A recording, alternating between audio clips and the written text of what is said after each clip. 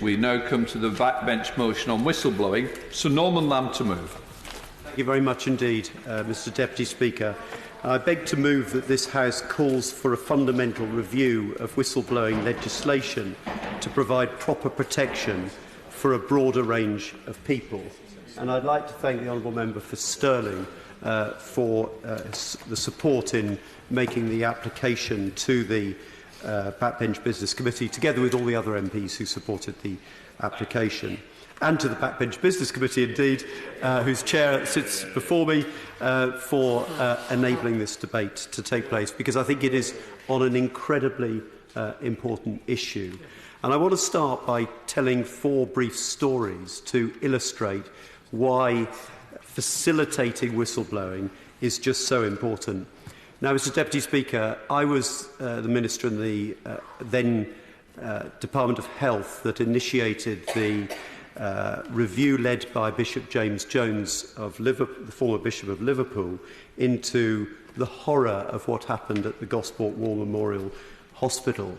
And if you read his report from June last year, the very first chapter deals with nurses who in 1991 tried to speak up about their concerns about what was happening in that hospital. And yet the report refers to the silencing of nurses' concerns. It refers to a patronising attitude towards those nurses who tried to do the right thing. And the consequence of not listening to those nurses is the extraordinary and horrifying conclusion of that report that over 450 older people died as a result of the inappropriate prescribing of opioids. Old people who'd gone in for rehabilitation but came out having died because of inappropriate prescribing. And this, Mr Deputy Speaker, highlights the fact that we can be talking often about life and death situations. So enabling and empowering people to speak up literally can save lives. That, at its most clear and stark, is why this is so important. This horrific scandal at Gosport Hospital could have been stopped if those nurses had been listened to, and they weren't. And that in itself is an outrage. Scroll forward now to 2013. Dr. Chris Day, a brave junior doctor working in a hospital in South London, raised safety concerns about nighttime staffing levels in an intensive care unit. Now, it's in all of our interests that if there are concerns about the safety of any part of our health service, but perhaps particularly an intensive care unit, that brave people speak out. But what happened to him, because he spoke out, was unacceptable, wholly unacceptable. He suffered a very significant detriment. His whole career has been pushed off track. His young family have been massively affected by this. The junior doctor in that unit was put into an invidious position, being responsible for far too many people compared to national standards. So he pursued a claim against both the Trust and Health Education England. £700,000 of public money was spent by the NHS in defending against that claim, in large part attempting to deny junior doctors whistleblowing protection against Health Education England. Lawyers, disgustingly, were enriched. Late last year, the tribunal that eventually heard his case ended early after Dr. Day was threatened with a claim for substantial costs. He and his wife couldn't face the prospect of losing their home for their young family, and so he caved in. It is surely a scandalous treatment of a junior doctor. He was defeated by superior firepower. We have the grotesque spectacle of the NHS, of all organisations, deploying expensive QCs to defeat a junior doctor who raised serious and legitimate patient safety issues. Will you give way? I will. Thank the honourable member for giving way, and I pay tribute to the work he's done on the Dr Chris Day case to really get the answers that I think we deserve about the way he has been treated. But I just want to ask him a little bit about the inequality of arms that many people, whistleblowers, face in tribunals. They've often lost their jobs by the time that they're at that point, and they really are, as you say, facing very difficult situations where highly paid QCs are really running rings around them, and actually it's often as a result of employers trying to find loopholes in the law to avoid liability.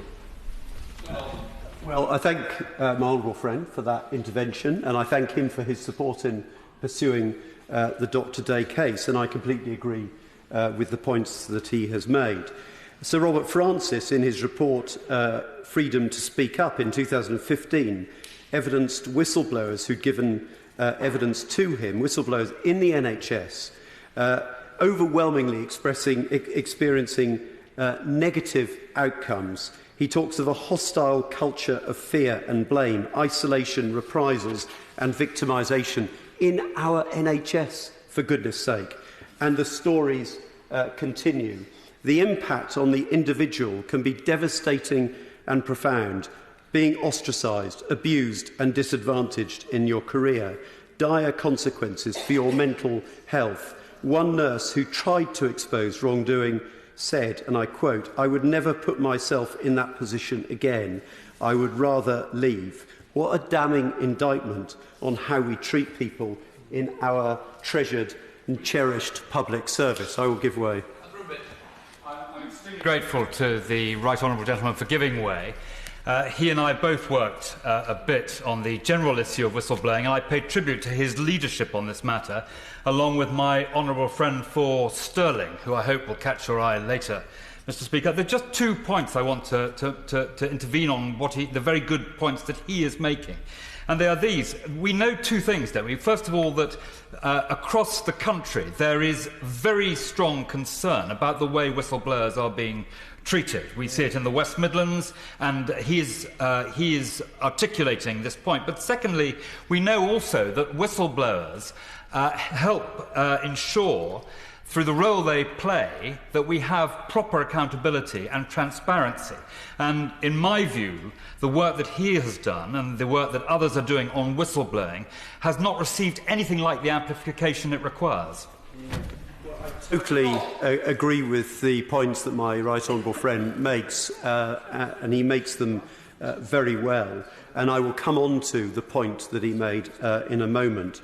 I'm just conscious, very quickly, but I'm conscious I'm nervous about the Deputy Speaker. Just reassure, I hope I don't make anybody nervous, Dr. Conley.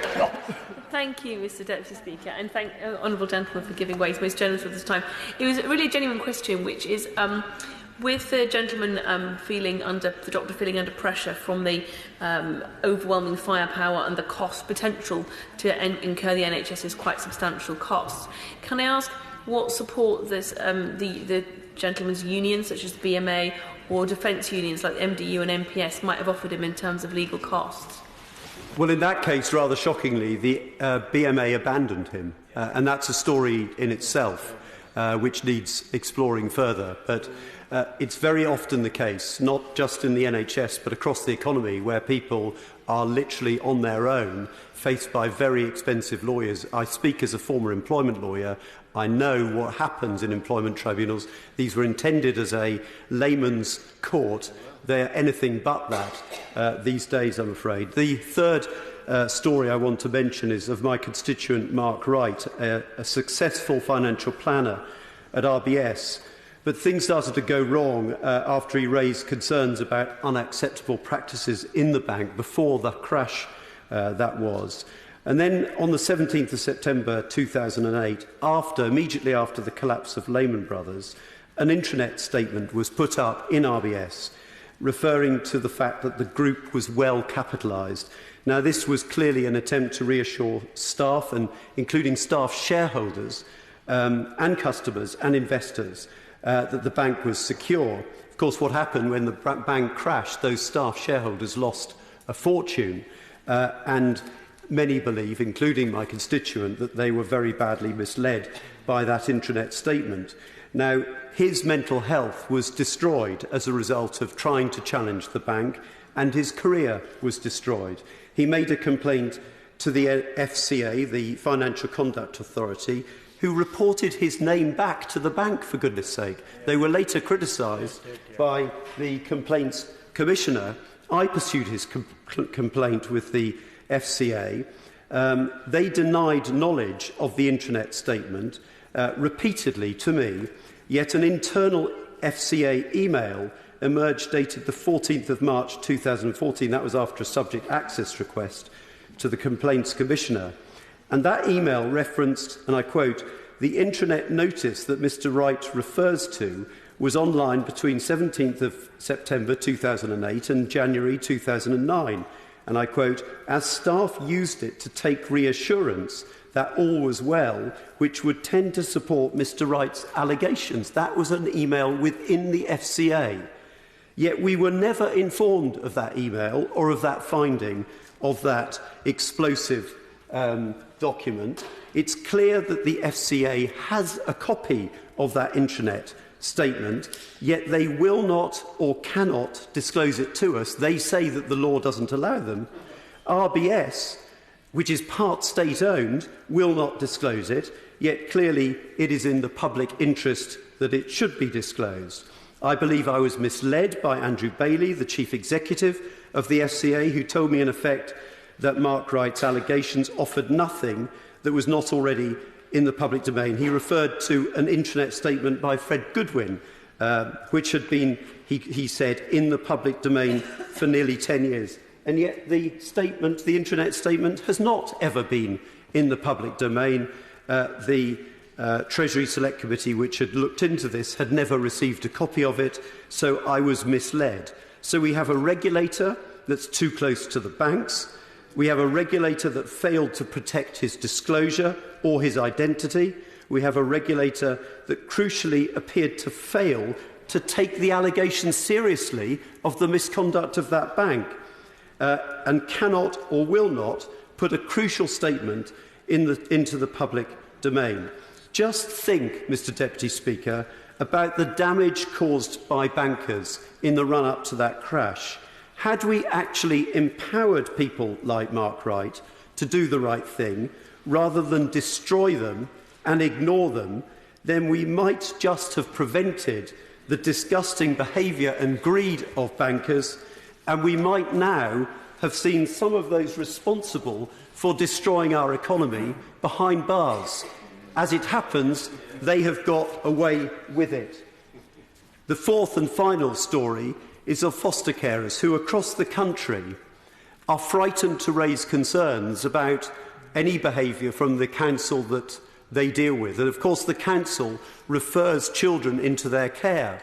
So if perhaps a foster carer is concerned about the behaviour of a social worker and raises concerns, that council can just stop the flow of children to them, and so disappears their income stream, their ability to earn a living.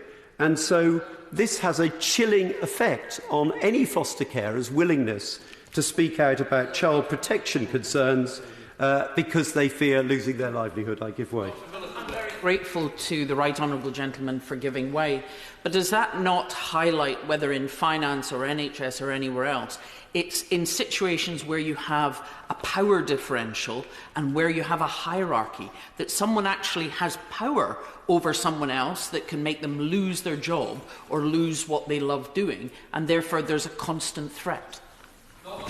The Honourable Lady is absolutely right, and that's why we need effective legislation to redress that imbalance of power.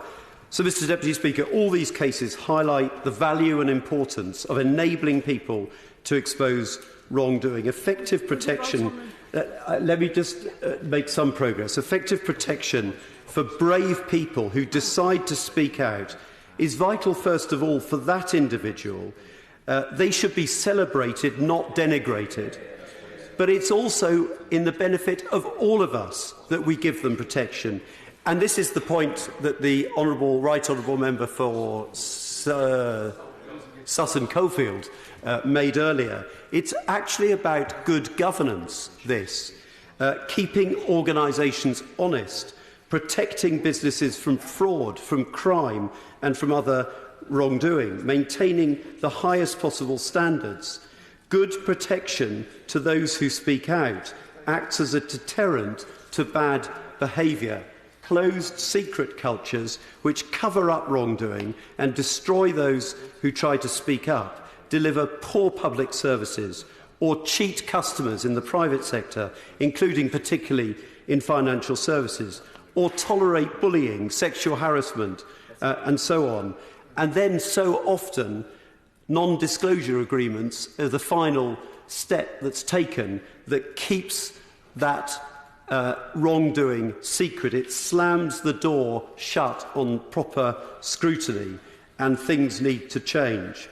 So the question is, does the current law work? And palpably, from the examples that I've given, it is clear that it does not work. It leaves out, first of all, Mr Deputy Speaker, key groups, not only foster carers, who simply aren't covered by the legislation at all. It leaves out job applicants, volunteers, priests. Just think about the abuse of children by so many priests over the last few decades.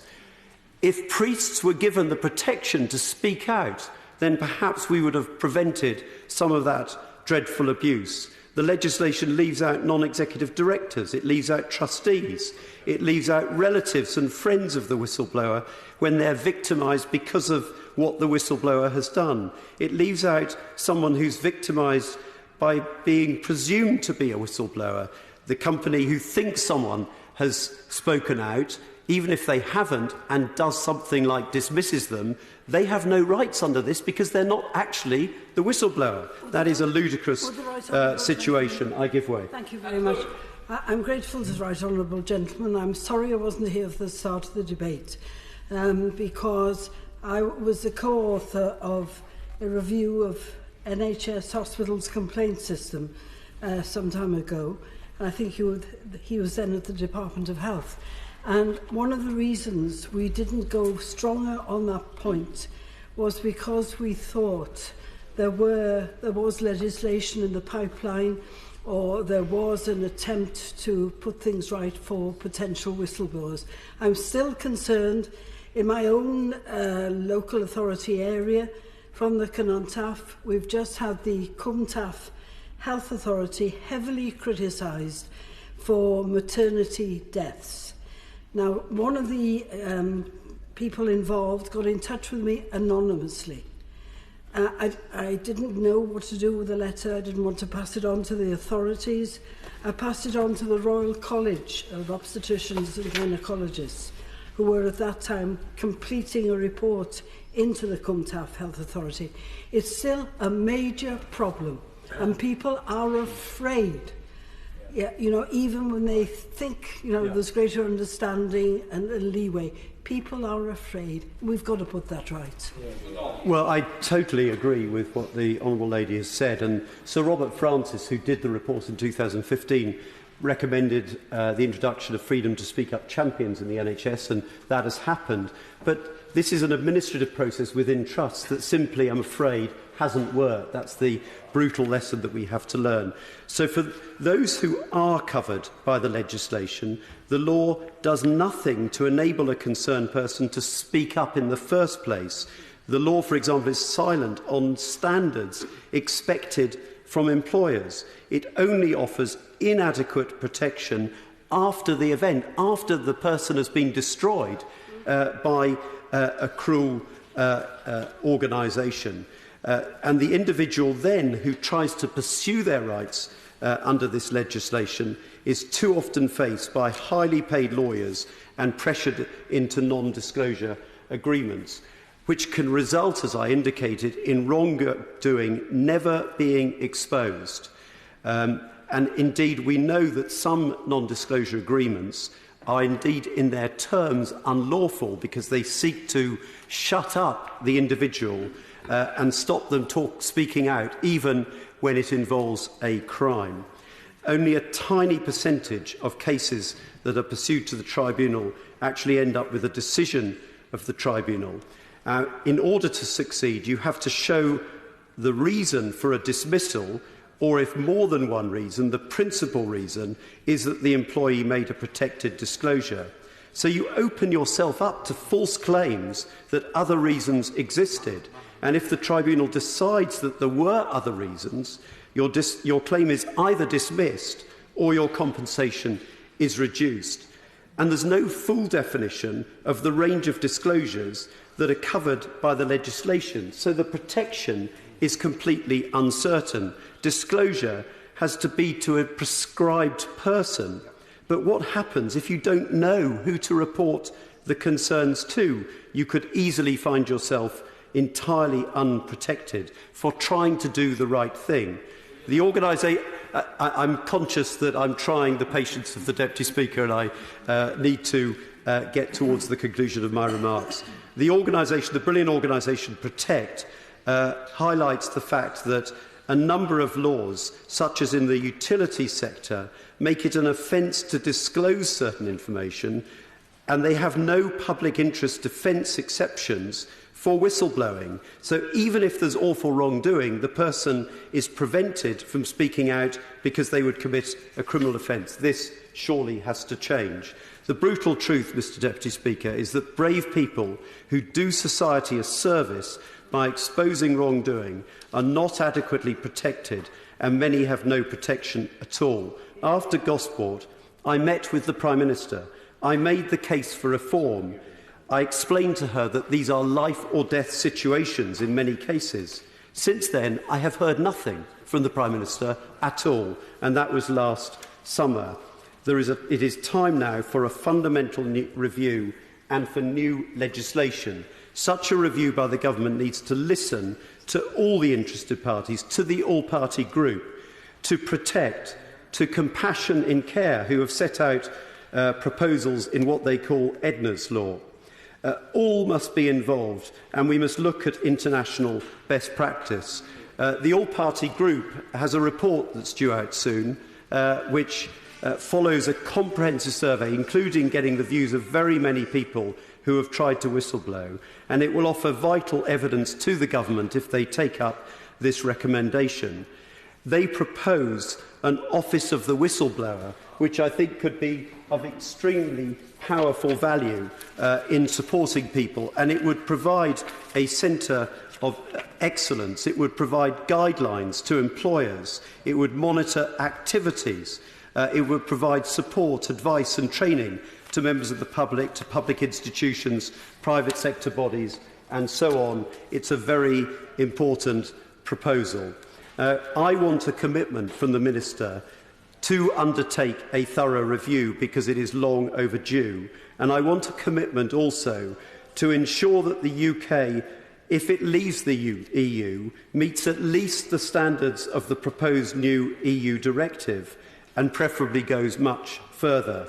The UK was a pioneer, but the legislation is flawed and inadequate. Time is long overdue to pass new legislation to deliver high standards of governance in both the public and the private sector, safe space for brave people to do the right thing, and effective mechanisms to hold people to account for wrongdoing uncovered, including potential criminal sanctions, and effective compensation and support for those who suffer as a result of speaking out. Thank you very much indeed. The question is on the order paper. Kevin Holland-Ray. Thank you, Mr Deputy Speaker. And it's a pleasure and absolute honour to speak after the Right Honourable Member for North Norfolk, who has done such incredible work in this area and on the All-Party Group for Fair Business Banking, which is where most of my remarks will focus upon. But many things from his speech resonate with me, but particularly when he said that one of the whistleblowers he referred to said, if I knew now what I know then, I never would have spoken out. Every single whistleblower that I have been in contact with has said exactly that. And you know, if that's the case, we have got this drastically wrong. But there's so much good work. The all-party group is doing tremendous work, and many of those people are in the gallery today. But the principle around this, these whistleblowers are so valuable to us in so many ways that he's described. They should be encouraged, they should be valued, their contribution should be valued, and of course, more than anything, they should be protected. And in my experience within the financial services sector, that is the opposite of what happens. And I've got a number of cases I want to allude to. But really, you've got to understand. You'd like to intervene, of course. It's extremely good of my honourable friend to give way. Just before he moves on to that, can I take him back for 1 second to the last comment made by our right honourable friend from Norfolk North, where he was talking about the importance of an office of the whistleblower, and he was addressing the critical problem of the lack of effective high-level coordinating leadership which exists, which, in my view, the case for a national office for the whistleblower would answer. Does he agree that the creation of a national office for the whistleblower to protect, advise and support whistleblowers by overseeing, coordinating, setting standards and holding to account the regulators and employers is the right way to proceed? It would not, vital point, it would not investigate cases of whistleblowing. It would ensure that cases are properly investigated by existing bodies, and it will also identify failings, successes, and propose systemic improvements which would help get us out of this very difficult situation we're in. And I do support that principle and many of the recommendations that the right honourable member opposite referred to, and I'll be interested to hear from my honourable friend for Stirling, the all-party group, the chair of the all-party group, to say what their recommendations will be. I just know this is something we've got to get right that we've got wrong today, because the people who take these risks, who step forward, potentially lose everything. It is their career, their jobs, their livelihood, and that's devastating when you go back to tell your loved ones that that's what you're doing. But also your colleagues, your friends at work, all those things, all your self-esteem is put at risk. And in my experience, the ones I deal with, for no benefit. They don't even achieve what they set out to achieve in terms of highlighting the issue, and, of course, suffer devastating consequences as a result. Will my honourable friend allow me? Yes, happy to give one. I'm very grateful to my honourable friend. I'm not put in to speak, as the issue which concerns me is still pending. But would he accept that even being a senior consultant is no protection against what can happen to you if you blow the whistle? I have a case of a senior consultant in an eye unit who became concerned about financial irregularity and, even worse, substandard treatment that was causing eyesight to be lost. And the effect of him complaining was that he was the one who was suspended. He was the one who faced a GMC examination. The Royal College of Ophthalmologists were simply shown the results of an internal inquiry, not the source material. The CQC did nothing, and the GMC is only now beginning to look into his claims, now that they've dismissed the false allegations that were made against him. Isn't that a disgrace? I couldn't agree more, and he highlights the importance of some of these cases. And you've got to actually say, why wouldn't an organisation want to know about this? That's the point. And my role before coming to this place 4 years ago, as managing director of my own business, and we were quite a large business at that point, I dealt with all the complaints in that organisation because I wanted to know what was going on in the organisation. And it's the best way to find out. These people are your eyes and your ears. And we run an ethical business, we ran it well, but if anything was going off track, we want to know about it. But it seems when these people step forward, the risks to the people around them, their superiors, I guess, feel this situation's too risky, and too often look to close down these complaints. But from the fair business banking perspective, we know that 1/3 of all serious economic crimes are brought to light because of the actions of whistleblowers. This is very rarely the regulator that's going in there and identifying the problems and then dealing with it. In fact, quite the opposite. So it's absolutely fundamental that these people will step forward. And of course, when all the whistleblowers we deal with say, I would never do that again, other people hear that in the sector. And they're deterred then from stepping forward, which is absolutely an intolerable situation. These people should be welcomed. The Right Honourable Member opposite highlighted his case, Mark Wright, and in my experience, This isn't just about the banks themselves, the organisations themselves, it's also about the regulator. The regulator could take a much firmer stance with this. Whistleblowing is part of their process. They've got responsibilities under these protected disclosures to deal with these whistleblowers, but that's not what happens. They pay lip service to this issue of whistleblowing. They say, yes, OK, that's, we're dealing with that, but the cases I will highlight illustrate that that's not what's happened. The FCA has got a terrible, terrible reputation in this area. Very happy to give way. Does he agree that the sense one gets from the FCA is that they regard these people as irritants, troublemakers, and the people who investigate the allegations of whistleblowers are often people who've been through the revolving door in and out of banks and the regulator, and so are too close to the people that they're supposed to be regulating? I ask myself all the time, why? Why is it like this? And that's one of the reasons, the revolving door, that they are part of this wider group, this wider club, the old boys tie, that kind of stuff. And this cannot be the case. And I say he highlighted a case that was heavily reported on the RBS case, where the FCA then told RBS who the whistleblower was, which seems absolutely unthinkable and was criticised by the Complaints Commissioner. Also, the FCA, when they had the chief exec of Barclays, Jess Staley, when Jess Staley had tried to find out the identity of a whistleblower, which again is totally against protocol, and then he was fined a modest sum, probably a few weeks' wages for that chief executive. Where's the deterrent there for treating whistleblowers, to not treat whistleblowers in the wrong way? My own experience, we've got Joanne Rousseau, who contacted us about contacted the FCA about fraud at Barclays and in terms of PPI claims and under the Consumer Credit Act.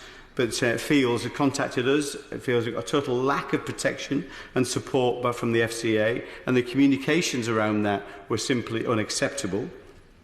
Paul Carley, a heavily reported case, he whistleblew on the foreign exchange dealers at Lloyd's, was then unfairly dismissed.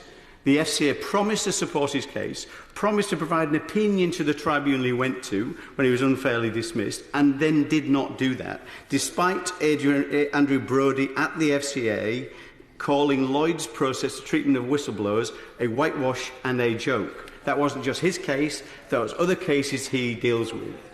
And yet these people are not sanctioned.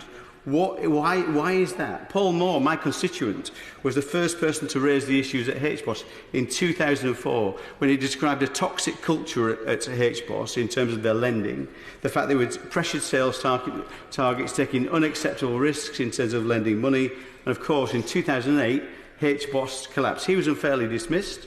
He was treated disgracefully by the FSA as was then.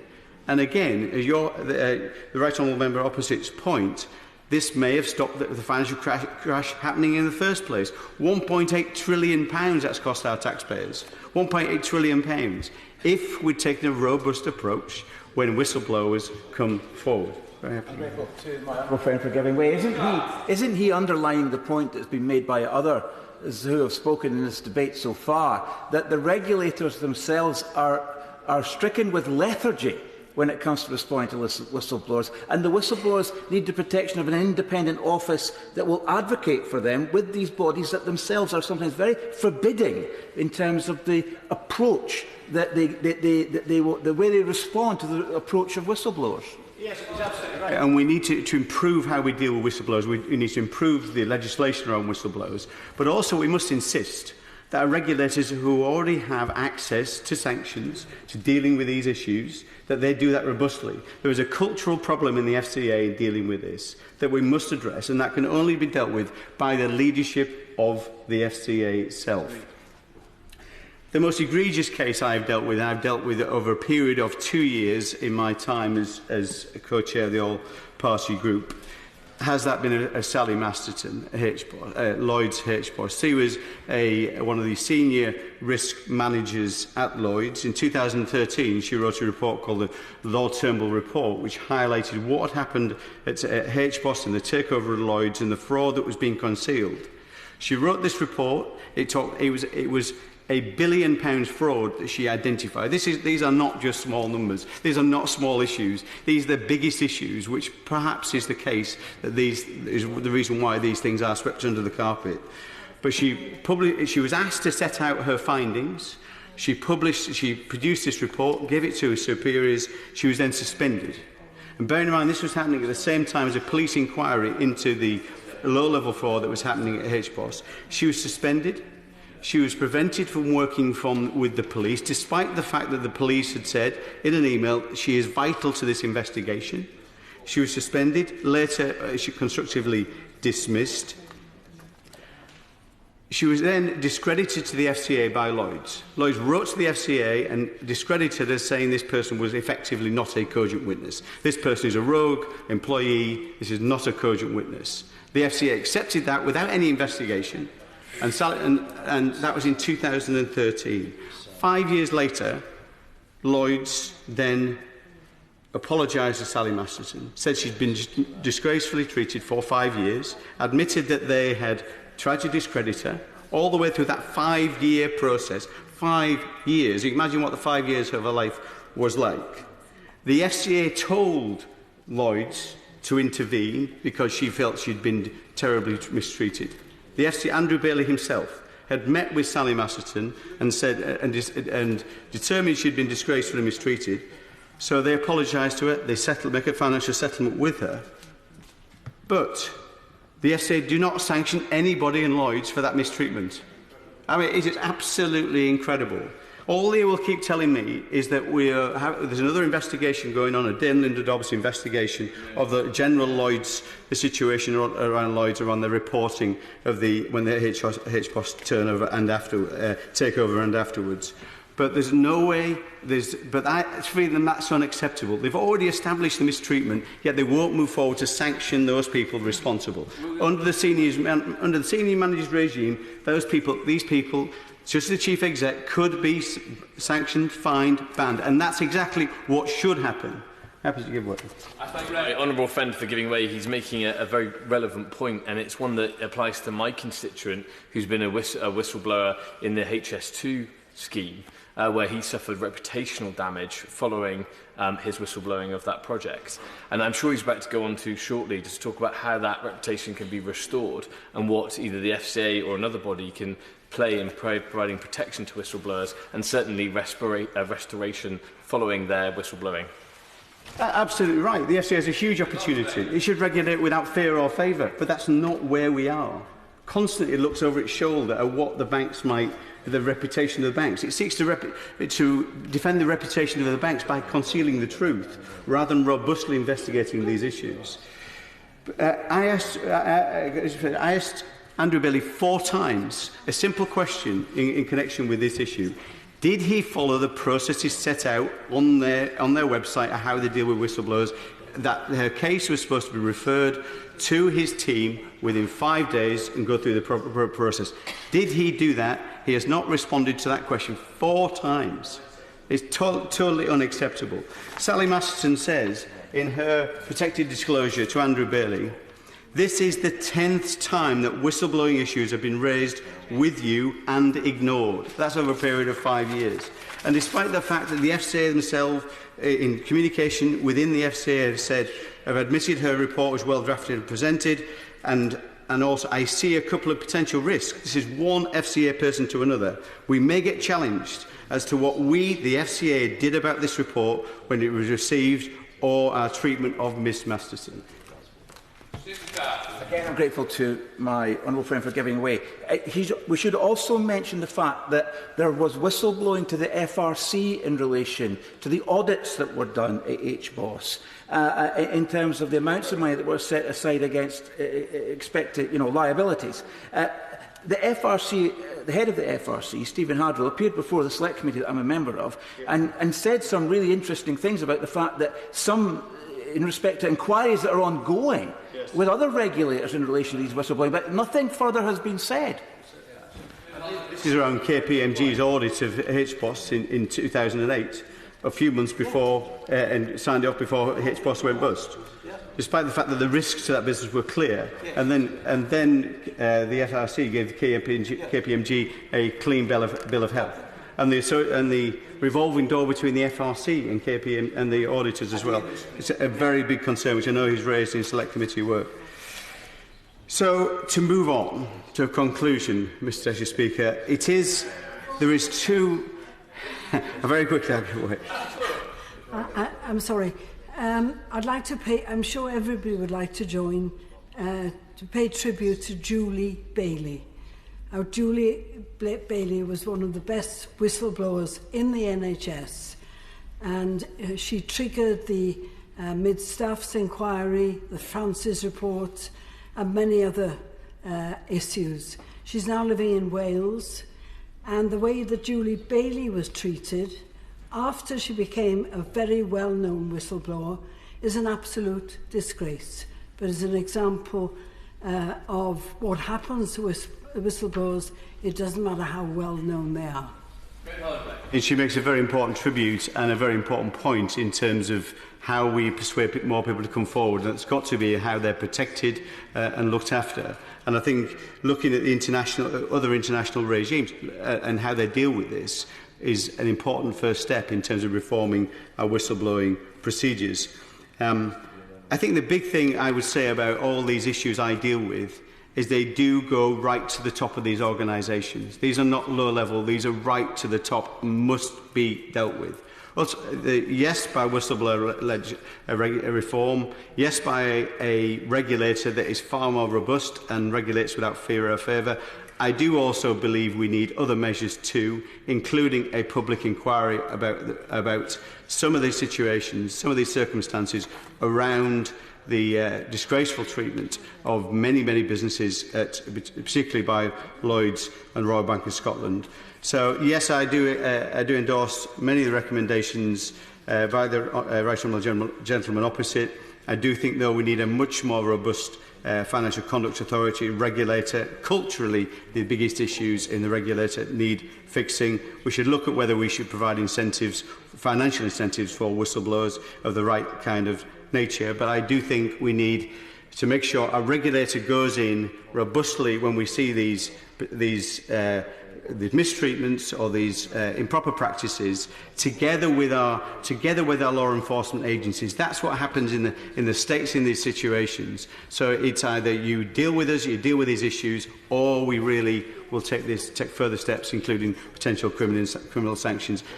The situation is not where we want it to be, but I just would like to conclude, Mr Deputy Speaker, by thanking the whistleblowers who do come forward. So important. We would not be where we are today in terms of understanding what's happened in the banking sector without the incredible contribution of many of the whistleblowers that I deal with. Thank you.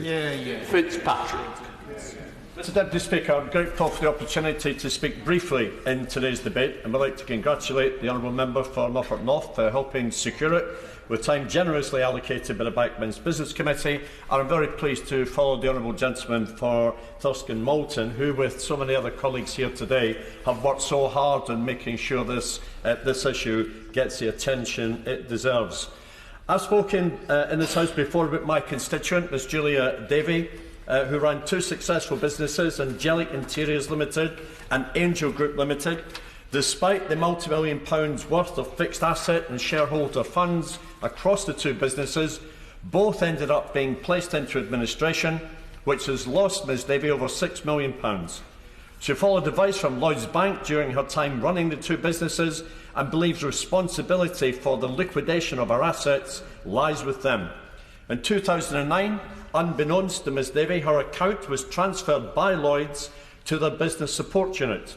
2 years later, she was told that she must pay for the services of a so-called turnaround company, Barron's Mead Consultancy, who went on to charge her extortionately for their work. In good faith, she paid them over £6 million in costs and fees, only to discover from a well-placed whistleblower inside Barron's Mead that, far from working in her interests, they were taking her money whilst colluding with Lloyds to put Ms Davey out of business and into administration. Sadly, Mr Deputy Speaker, in the 18 months I've been trying to help Ms Davey, and since the last debate on this topic, nothing has progressed. Ms Davey is still being pushed through bankruptcy processes which she shouldn't have to face. Like the constituents of other members in the House and other people mentioned in the debate so far, Ms Davey has found her life left in ruins. Her mental and physical health have both been hit. She tells me that her well-being has been further disregarded by Deloitte, who took her to court during a time when they knew she was the sole carer for her mother, who was dying from cancer. And just a few weeks ago, Ms Davies' office was broken into, with 2 laptops stolen and the server having been tampered with. Mr Deputy Speaker, the campaign against Ms Davies has been relentless, but there has been no such rigour from the Financial Conduct Authority or the police to bring whom she believes to be the real perpetrators to justice. Ms Davies may not have known the true course of events that led to the demise of her businesses had it not been for a whistleblower who in 2013 alerted her to what was being done to her companies. Clearly, whistleblowers are invaluable in calling out immoral and frankly criminal acts such as those detailed here, but we urgently need legislation which protects whistleblowers, as other colleagues have already outlined, and the public by deterring and preventing situations like this. The Public Interest Disclosure Act has failed to protect the whistleblower or address the concerns that they raised, and it's high time that an independent structure was put in place to vigorously regulate the banking industry and protect the whistleblowers to prevent further cases like Julia's. It is greatly worrying that banks and their advisers can operate so unethically, employing turnaround companies to act on their wishes to liquidate a company, whilst posing as being a supportive business, and for there to be no accountability whatsoever. In my constituent's case, the turnaround company, Baronsmead, is not covered by regulation, as it does not fall within the remit of the FCA. Similarly, not all of the activities of Lloyds Banking Group come under their watch. I'd be grateful if the Minister could comment on how and when new regulations might be brought in that would provide oversight for all the operations of banking groups and the companies they employ. I would also like to know why the FCA are not investigating this as a genuine whistleblower complaint 8 months after receiving the information. The whistleblower has provided extensive evidence of the wrongdoing involved. However, my constituent feels that the FCA have blocked her questions about an investigation and allowed the cover-up from the bank to continue. The whistleblower first came forward, as I mentioned, in 2013 to raise the concerns of the manipulation of Ms Davies' companies by Lloyds Bank and their agents, but this was not acted on. It was only after Whistleblowers UK entered the picture in November 2018 that a meeting was arranged between the FCA and the whistleblower. Ms Davies' case was then referred from the FCA to the National Crime Agency, but since this point the FCA have not answered questions about what investigations might be going on with the NCA and using the Federal Information Security Management Act, FISMA, as a shield. I would like to ask the Minister why no information is being provided to my constituent, her advocates or the whistleblower, and further what can be done to ensure the FCA act on this serious matter. I understand from Whistleblowers UK and their Chief Executive, Georgina Halford-Hall, that there is concern that when the FCA does get involved in cases such as this, it is seen to be an ally of the financial services rather than an independent regulator, and that processes for complaints are designed to stifle information that could lead to prosecution. Staff at the FCA have told Whistleblowers UK that they have a responsibility to ensure there is not a run on the bank that might impact the UK economy. This would not be a problem if whistleblower intelligence was acted upon. What we have here, Mr Deputy Speaker, is a public interest issue of extreme importance. Members of the public, especially SME owners, must be aware of the malpractice that can happen in the banking industry and, most importantly, be protected from it. I look forward to the report from Whistleblowers, the report that Whistleblowers UK are due to release later this month, which I'm sure will be very helpful in this area. Mr Deputy Speaker, I'm grateful to have the opportunity to present Ms Davies' case to the Chamber, but I'm disappointed that I have had to do so. This case has dragged on for years, and in that time Ms Davies has ensured repeated attempts to smother her case, as well as attacks on her health, her private information and her personal property. She's gone from being a successful small business owner who trusted a bank to uphold their professional and moral obligations to someone being forced through bankruptcy procedures and desperately fighting court case after court case. The serious injustice of the millions she has lost must be addressed and stringent regulation brought in so that no further hard-working business owners fall victim as she has. And I look forward to the Minister and the Shadow Minister's responses in due course, sir. Stephen Kerr. Thank you, Mr Deputy Speaker. Let me say that before I say anything that I should declare an interest as the co-chair of the all-party parliamentary group on whistleblowing. Can I say that I was very impressed again with the speech delivered by the Right Honourable Gentleman, the Member for North Norfolk. It was compelling and it was, I think, comprehensive in terms of an argument for the law to be reviewed. It is absolutely vital that we keep whistleblowing laws, protections, public interest disclosure laws up to date and relevant in an ever-changing and fast-moving landscape. The Government, I hope, the Minister will listen very carefully to the arguments that have been presented thus far in this debate. I believe that there is a case, a very strong case, to be answered in relation to the motion that we're debating today. And I hope that we will hear a considered response from the Minister, who I know well is extremely conscientious in her duties as a Minister of the Crown. Can I also say that I was hugely impressed, as ever, with the speech by my honourable friend, the Member for Thirsk and Malton. And the thing that surprises me, Mr Deputy Speaker, since becoming a Member of Parliament and having to look more closely at the performance of regulators, is how thoroughly inadequate most of the regulators in this country are at regulating the things that they're supposed to be regulating. There is, at times, all too clearly, an unholy relationship between the people who staff the regulator and the industry that they're supposed to be regulating. And that stifles the tension that there has to be of necessity between a regulator and that sector or industry or whatever is being regulated. Now, I mentioned a few minutes ago the APPG, and we do indeed plan to publish a report very shortly to identify how the law fails to protect whistleblowers of any type, and I deliberately stress of any type, because the law as it stands currently does not protect whistleblowers of any type. And the APPG has been consulting a whole range of groups to recommend positive, effective and practical proposals for change. And we hope to learn from other countries as we aim for a best-in-class legal framework.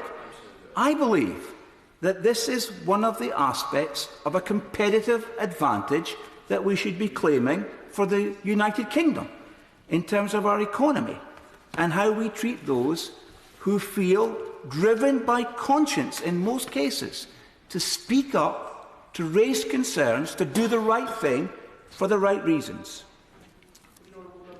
Yes. I thank the Honourable Member for giving way, and I commend the Honourable Member for Stirling and the APPG for the excellent work they do in this field. Prior to this debate, the Hospital Consultants and Specialists Association wrote to me. They referred to a recent staff survey, the NHS, and they said that only 20.8% of respondents felt safe to raise their concerns as whistleblowers. So I agree wholeheartedly with the powerful contribution that the member is making. That intervention, because it does underline the fact, and it is a central purpose of the APPG, that we need to improve the overall perception of whistleblowers and the attitude towards them. Giving way, and I apologise for being a bit late when he started his speech. So, members that have been here a long time will remember the case I had of a consultant called Matu. And he was a whistleblower, and he was suspended. He was never really employed again by the NHS, and it cost, you can take a guess in relation to the figure, probably something like $3 million, and it ended up in the courts, and they tried to use my letter against that individual. So on the one hand we encourage whistleblowers, but we do nothing to protect them, and sometimes we try to destroy their reputations. Again, grateful for that intervention. I think I remember a debate we had in Westminster Hall where this case was highlighted. So we will publish our first report in a series. It's a very ambitious work schedule that we've created for our all-party parliamentary group, but we're going to publish a primary report on the first-hand testimony, based on the first-hand testimony of whistleblowers, and that should be published soon. And I'd like to take this opportunity because I see so many people in the chamber who have been of such support to the work of the APPG, who have served on the panels that we have put together to receive this evidence and witness testimony. So I'd like to say thank you very publicly to the members who have been willing to do that. We've also worked alongside Whistleblowers UK, who specialise in supporting whistleblowers, and I pay tribute to the work that they do and other organisations do in this area. But most importantly of all, I would like to thank the whistleblowers themselves. And I have found that the whistleblowers that we have had come before us to give testimony, they have proven to me to be caring and principled members of society who have put themselves at considerable risk to call out malpractice and misdemeanour. And some of these people are not covered by the current whistleblowers' protections and law. Many were, but some were not. And in the last 12 months, in fact, in less than 12 months, we have heard and collected over 400 pieces of individual evidence to contribute towards the series of reports that we will publish. Many of the testimonies, Mr Deputy Speaker, were very difficult to hear. And I'll tell you why. Because these are people that put everything on the line. They didn't realise at the time they first spoke up what it would involve, and reference has been made to that by others who have spoken so far in this debate.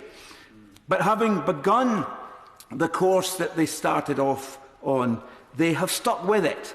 And I have absolutely nothing but total admiration and respect for these people. They have suffered mental trauma, loss of their career, loss of their businesses, persecution of their families, stringent gagging orders, all in the name of blowing a whistle on crime, corruption, negligence, wastefulness and cover-ups. And many of these people are not employees. They are service users, bystanders, parents at school, patients at hospitals, suppliers, customers and taxpayers. But whoever they are, we should be grateful for whistleblowers. They saw themselves as doing their job, doing their duty, doing what was right. And they did the right thing to uphold what they thought was the right standard, the professional standard. They thought they were acting and would probably be praised and recognised for speaking up, doing the right thing, protecting people, protecting reputations, organisational reputations, individual reputations, and standing up for the public good and public confidence, particularly in relation to our public services. And would you accept that the public sector really is sometimes the worst offenders? I had a firefighter who reported his hierarchy, I won't go into it because it's subject to legal action, sent it to the police, who then sent it back to the same fire service that he was reporting. That's the public sector for you. Unbelievable. What I've discovered is that this is a common characteristic of how these whistleblowers and what they raise is treated. What they have raised in anonymity and in confidence is then disclosed to the very body that they're raising the concern about, and because of that they're very easily identified. And what follows is deeply, deeply unpleasant. Not even to hear about it is deeply unpleasant. To experience it must be something else. So I do agree. Whistleblowing in a work environment, in the public sector, should not be difficult. But the truth is, it is. And it's up to this Parliament to change that. Without whistleblowers, we wouldn't know about Gosport Memorial Hospital, or Cambridge Analytica, or LuxLeaks, or the behaviour of Jess Staley, the CEO of Barclays, or the Mid-Staff's NHS Trust, or Rotherham's grooming gangs. These are issues that make headlines But there are many more cases that probably members in this chamber are aware of in their constituencies from all over the country and across all kinds of sectors, activities, public and private. Bringing these issues to light, while difficult, is undoubtedly a better way, is providing a better way for companies to work, for services to be delivered and for justice to be served.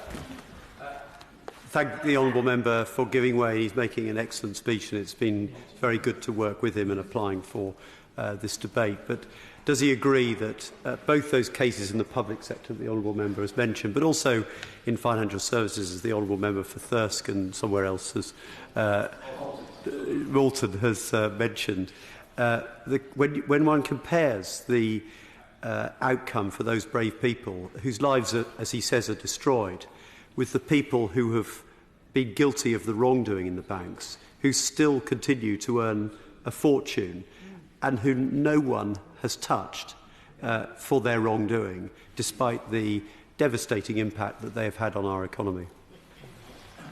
Again, Madam Deputy Speaker, grateful for the intervention of the Right Honourable Gentleman. Whistleblowers are heroes. They're not villains. But sometimes there are villains in their stories. But whistleblowers should be treated with respect and listened to. Sometimes whistleblowers are looking for no more than validation of what they have brought to the attention of authority. That's all they're looking for. Now, whether whistleblowers should have some kind of financial reward or whatever, I see that as a side issue. The real issue is how whistleblowers are perceived and how they're responded to. Let me mention one aspect of the consequence that follows whistleblowing. Yes. Just as Philippa Whitman raises the issue of having a financial reward, does he not consider that that might actually make the personal situation for a whistleblower within a workplace actually worse, because then it becomes very easy to ascribe a financial benefit that they're after, as opposed to the altruism that is genuine? I completely understand that point. I'm very, very sympathetic to that. What we need to do is we need to work together to establish this independent office of the whistleblower, because sometimes as a result of the consequences of the whistleblowing activities of an individual, they pay such a heavy price in terms of the financial consequences that flow from their behaviour, from their actions, that perhaps there is a case for some kind of compensation. But I have not made up my mind on that, to be honest. And I think we have to hear more evidence and have a wider discussion in Parliament about these issues. But what I think is absolutely clear is that whistleblowers need somewhere safe to go to be supported and to have their case properly advocated in the face of power, authority and bureaucracy. So I was mentioning blacklisting as a problem, and one person told us how he had been blacklisted for speaking up. They'd reported criminal activity to their employer, and instead of dealing with the issue, the employer dealt with the person who had spoken up in the first place and coerced them to stay silent. It's bad enough to have something criminal going on within your business, but then to cover it up and contrive to force those who were willing to speak up for the reputation of the organisation or the business, to have them do nothing, but force them to leave, that's clearly unacceptable. And then to seek to blacklist them so that they don't get to work in their profession where they've trained, qualifications, that is truly shameful. The complex legal framework around whistleblowing covers too few people. And it is complex and it's legalistic. And many of the whistleblowers we met were not recognised as whistleblowers under law. The tests that are necessary to stop people abusing whistleblowing are too stringent, and they don't recognise complexity. Now, one person who brought up issues of racism at work and the flouting of HR rules, their employer, instead of recognising the whistleblowing, tried to diagnose a mental health issue in the employee, sending the employee on medical leave. And the company-appointed psychologist then broke confidentiality to speak with the managers of the business. Despite regulators confirming this person had a point, they were dismissed and have received no justice. Whistleblowers can be dragged through courts with mounting costs and unending hassles. For many of their cases have consumed their lives. And it may be thought that the best advice you could give such a person was move on and forget it. But that's not justice. That's unjust. And while that might be said to have been good advice, well-intentioned advice, is that really the way we wish to see the affairs of our country? Economic, public service? Is that how we want them to be dealt with in this place? I really don't think so. But it's equally important, and I repeat this, not to limit the definition of whistleblowers to only be employees. I mentioned earlier whole categories of people, as was mentioned by the Right Honourable Gentleman Member for Norfolk North, who should have the protection that whistleblowers are legally entitled to.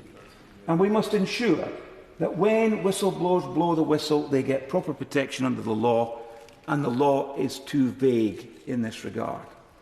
And an individual facing the full force of a corporate or public sector legal department, it's a complete mismatch. Public corporations should be mandated to disclose legal costs to shareholders in such cases. And the same should be true of public authorities.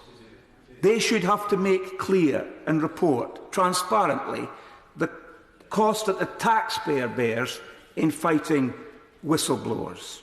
And some of the estimates that, of the costs that have been incurred by public services, Madam Deputy Speaker, are absolutely mind-blowing and wholly disproportionate.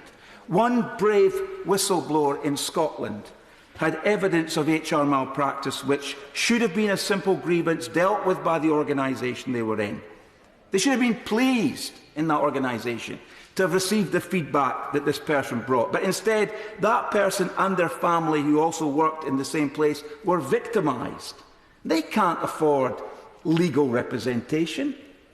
They're going to have to argue their own case in a tribunal against a public sector legal department with an expansive budget. And I thank my very good friend for allowing me to intervene. It seems to me that the very best companies, corporations, organisations should have in their ethics or in their code of conduct a requirement on employees or people for whom they have responsibility to report things that are wrong, in the first instance within the organisation, but if they still feel they haven't got satisfaction, they should have a device within the company's organisation to report it, and they should not be victimised for that. They should be applauded, because if they do that, the company will get better. I completely agree with my honourable and gallant friend. I cannot understand how any organisation would not embrace the feedback that someone brings them when it has to do with the nature of the types of things that whistleblowers will raise. Why on earth would any business or public sector organisation not want to know when things are not being done right? Right in terms of the law, right in terms of what's morally right, right in terms of the values of the organisation. And there absolutely should be a no recriminations policy in any organisation that's worth its salt. But I absolutely believe that there needs to be a place that whistleblowers can go, where they will be in a safe harbour, where their case will be properly treated, respected, and where they will get the necessary level of support, whatever that support might be, so that their case can be properly heard. Madam Deputy Speaker, I think I've made it clear that I really believe that no organisation of any repute should be operating in the ways that we've heard discussed in this debate by various colleagues this afternoon. Governments and companies should be confident enough to know when they are wrong, and they should be honest enough and brave enough to address it. And the reaction to whistleblowing should be to say, thank you. Thank you for speaking up. And then when the whistleblower's words and evidence are evaluated, they should be more than happy. In fact, they should be recognising and rewarding themselves whistleblowers who will speak up, so that the changes that flow from that will mean that they themselves as businesses or public service organisations can become more efficient, effective and ethical in the way that they operate. So, Madam Deputy Speaker, the APPG will soon publish its findings and recommendations, and we will further consider and promote the case for an independent office for the whistleblower, giving protection and advocating for the interests of whistleblowers. We shall also be asking for an end to the use of non-disclosure agreements to cover up wrongdoing, criminality and other morally dubious behaviour. That idea must be fully debated and explored, because there are currently far too many abuses of NDAs. Parliament and Government have a responsibility to set the conditions and the standards.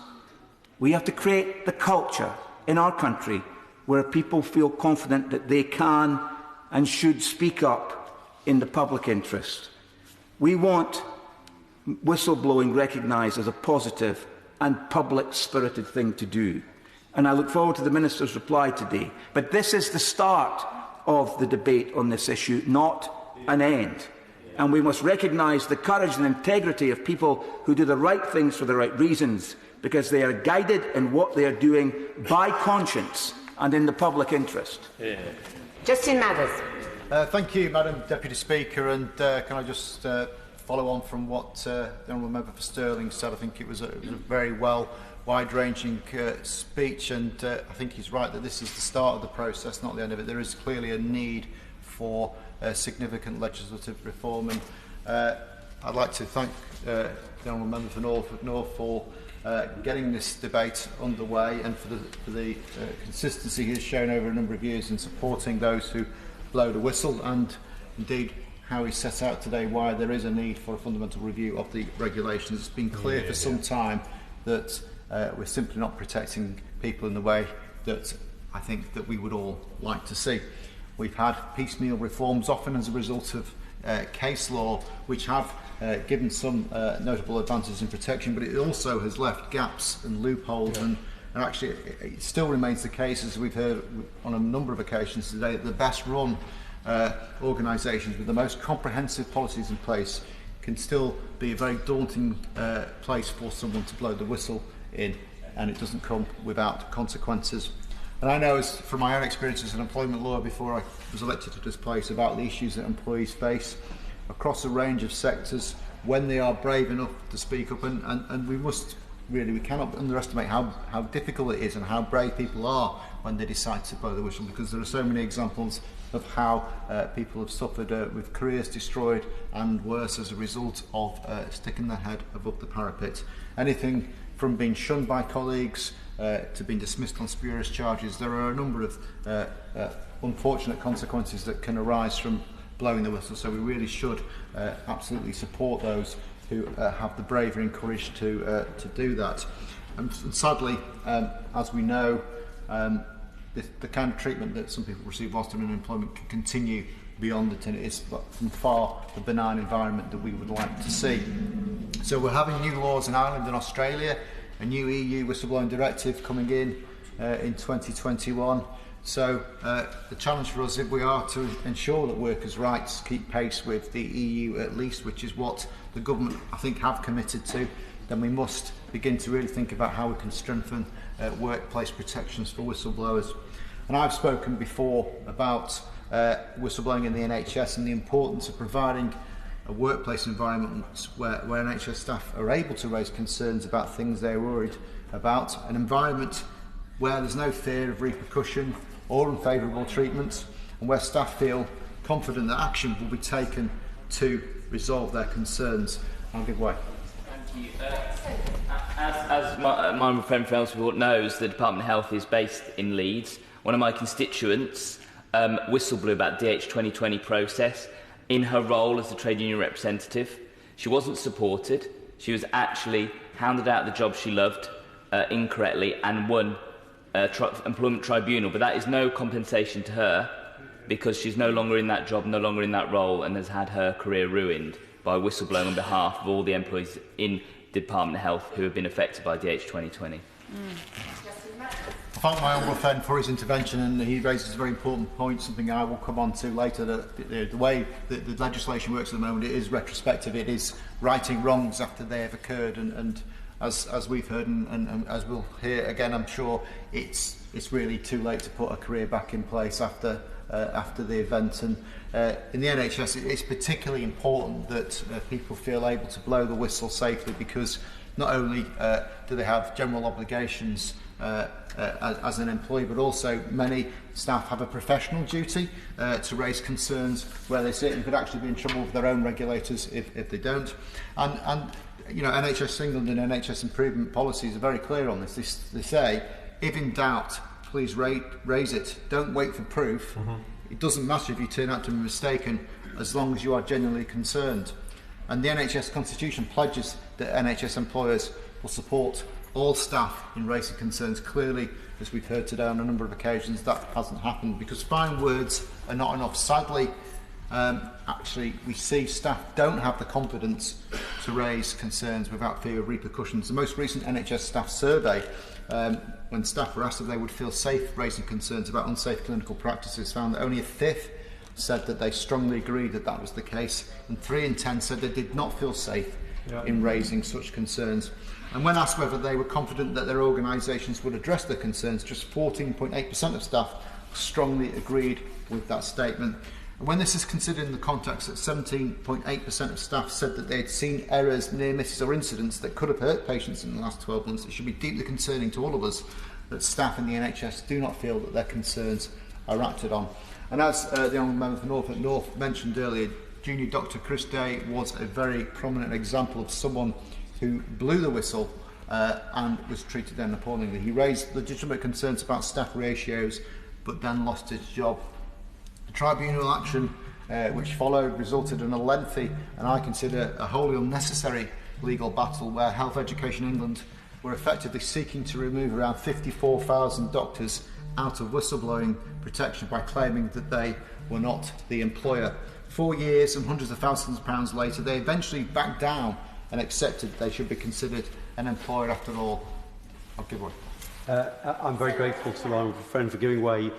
Is he aware that a contract which was between Health Education England and trusts, which demonstrated the degree of control that Health Education England has over the employment of junior doctors, was not disclosed for some 3 years in that litigation. And it was drafted by the very law firm which was making loads of money out of defending the case against Chris Day. And when I raise this with Health Education England, they won't give me a proper response because they say the case is at an end. Does he agree that this is totally unacceptable and that it smacks of unethical behaviour by the law firm to make money out of not disclosing a contract that they drafted themselves? Thank my honourable friend for his intervention. I think he absolutely highlights a really important point. And indeed, well, I will quote what Sir Robert Francis said in response to that.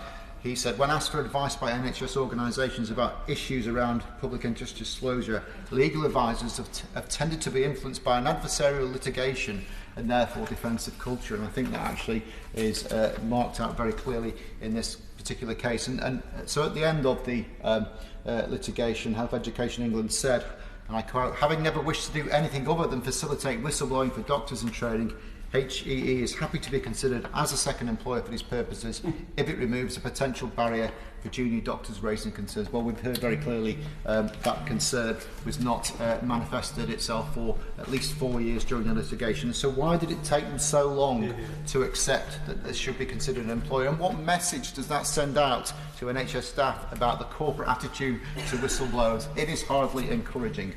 And whistleblowers are a vital safeguard when all of the systems have failed. And as my honourable friend mentioned earlier on, there are a whole litany of cases where actually if whistleblowers had been listened to earlier, lives could have been saved. Gosport, Morecambe Bay, Mid Staffordshire, Bristol Royal Infirmary are all examples of that. And the Francis report did thankfully shine a light onto some of the completely unacceptable treatment that NHS staff have experienced. And I quote from one individual who fed into that report. They said that finding employment is proving very difficult, and I question whether any of it was worth it. Another said, I've often been so depressed by this experience that I have often considered suicide. Damning words, Madam Deputy Speaker, damning words indeed, and I think that is a shame on us all that people feel that way for having done what we all think is the right thing. So I do acknowledge, however, there have been some progress and protections afforded to NHS employees in recent years, particularly as a result of the Freedom to Speak Up report and the regulations brought forward by the government about future employment prospects from whistleblowers, but there are some issues that I remain concerned about. One is protection for other workers who support whistleblowers, and it's easy to envisage, particularly if you've got a team of medical professionals working on a particular issue where two or more employees might actually notice an issue of concern together, but only one of them actually makes the disclosure. So I've raised this with the Minister previously, and at the time it was made clear the only remedy available to that second person or associated party is to register a grievance under their employment's grievance policy. I don't think that is actually strong enough protection, and we do need to recognise that people do work in teams, and actually unity is strength, and collective arguments are always better. So I think we do need to look at how we can strengthen protection in those situations.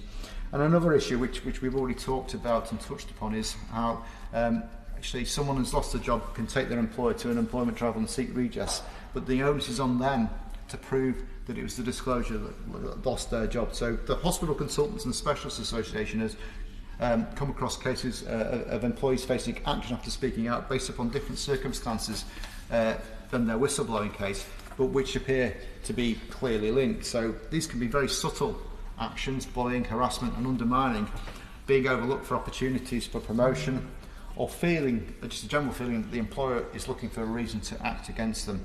Such instances are of course impossible, virtually impossible to prove, but they contribute to that climate of fear that whistleblowers have, and fear that they're only as good as their next mistake.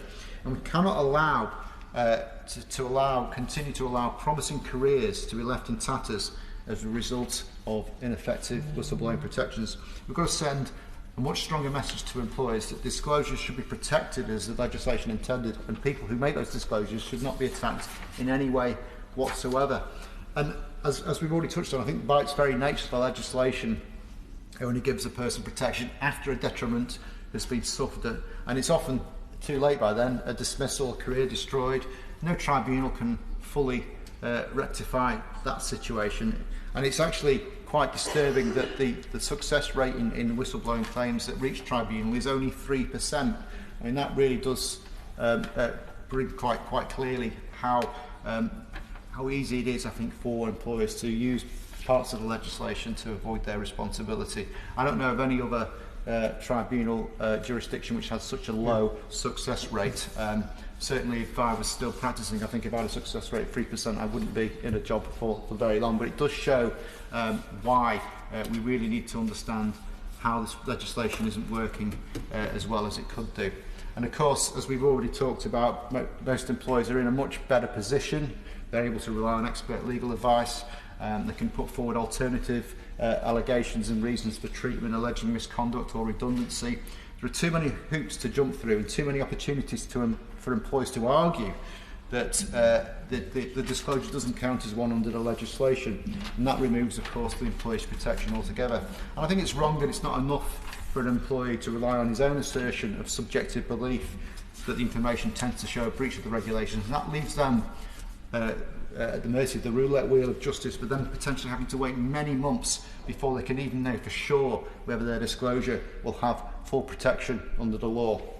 And whilst we're looking at how the law is operating, I think we also need to examine whether the protected conversations that were brought in under the coalition government are working in the way that they were intended to. Because, of course, you can have a protected conversation with someone, not mention whistleblowing at all. But you might have had a conversation or a potential disclosure raised earlier on. And if you're the employee in that situation and you're being told that there's a payment to leave the employment, it's a very, very vulnerable situation, and you really are not going to know for sure whether your disclosure would count. So I think we need to see whether there is any correlation between protected conversations and disclosures made under the Whistleblowing Act. So in conclusion, Madam Deputy Speaker, whistleblowers shouldn't just be protected, they should be venerated for the role they play in defending the safety of others. Nobody making a disclosure wherever they work should do so in fear or with the risk of having their livelihood taken away. The whole culture of workplace protection in this country is one of extreme disposability, be it temporary or agency work, be it 0 hours contracts, or just the ease by which people can be dismissed. This does not lend itself to a healthy environment where people feel confident and secure that they can speak out without fear of reprisal. The truth is that we have allowed a situation to develop in this country where job insecurity is considered to be just part of the landscape, and that has to change. We owe it to people to ensure protections are as effective as they can be, and that is one of my tests for a decent and civilised society, and it's a test at the moment I believe that we are comprehensively failing. Annalise Dodds. Thank you very much, Madam Deputy Speaker, and it's a real pleasure to follow on from my friend for Ellesmere Port and Neston. I was very impressed by the hard work that he's done to actually match up, sadly, the reality of NHS practice with what is written on paper in terms of its policy, and to think through the implications of that for patient care. So thank you. I'm grateful to the member for that. I'm also grateful, of course, to the Honourable Member for North Norfolk for helping to secure this very important debate, and to all of the hard work of the Honourable Member for Stirling as the co-chair of the All-Party Parliamentary Group that I also sit on. And just as he has done, I would like to thank all of those whistleblowers who have been willing to come in front of our parliamentary group to discuss this issue with us. And I'd also like to thank my constituents, and I have had a number, even though I'm a new Member of Parliament, who have tried to blow the whistle. And in almost every single case, their experience has accorded with what has been described within this chamber. An initial unwillingness to deal with the issues and problems that they raised, followed by, in many cases, retaliation, which, exactly as was mentioned in the previous speech, often occurs in a whole variety of ways, which are very difficult to write down and take action against. And in some cases, that retaliation has been really quite extreme. I have one constituent at the moment who had a vexatious legal case taken against them as a result of this. They were cleared, as they should have been, because they had done absolutely nothing wrong, but of course their name is still on the legal record, even though they were cleared, and they believe that's having an impact on their employment. And I think the pattern that was described by the member for Thirsk and Malton in relation to Lloyds is a very, very common one as well. And I just wanted to say for the record that his account very much accords with the account of the Thames Valley Police and Crime Commissioner, with whom I've discussed this case a number of times, and he's rightly very exercised about it, because I think it indicates a continuing lack of willingness, actually, by many to deal with these issues properly. Now, I don't want to speak for very long, Madam Deputy Speaker. I just wanted to comment particularly on the need to reform PIDA and also the NDA regime. And I think that must come after a thorough review overall of the arrangements for whistleblowing, as is urged by the All-Party Parliamentary Group on whistleblowing. Now, as a number of speakers have already said, it is actually very unclear to many whistleblowers who is a prescribed person under PIDA and the Prescribed Persons Order 2014.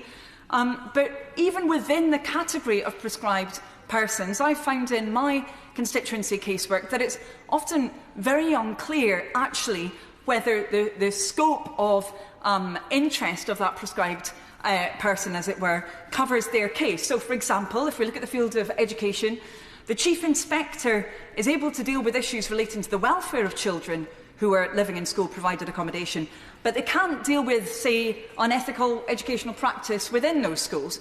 It appears that the only body in that case that could be appealed to is the Secretary of State for Education, but then there doesn't seem to be a really clear procedure in that department to actually deal with whistleblowing concerns. And I recognise that this isn't the same department as that of the Minister who sat before us today, but I think government overall needs to make sure that proper procedures are in place, because after all, our constituents are informed on the website that lists those prescribed persons that if they can't find someone to report to and they don't want to report to their employer, then they should take their case to the Member of Parliament.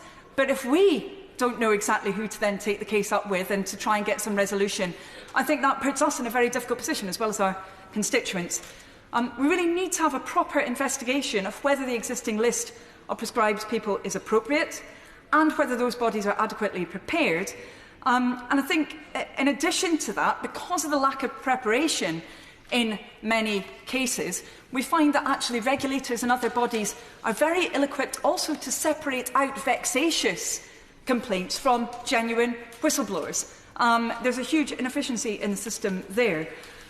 We also find that regulators who aren't on the list of prescribed people often aren't aware of and do not understand how to advise whistleblowers about who they should approach. So I found a number of cases where whistleblowers have tried to ask the relevant regulators, not a prescribed person, what should I do? And they're signposted to the wrong people, they're given duff advice.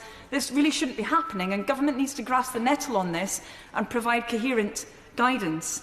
I very much agreed with the Right Honourable Member for Norfolk about many of the gaps here.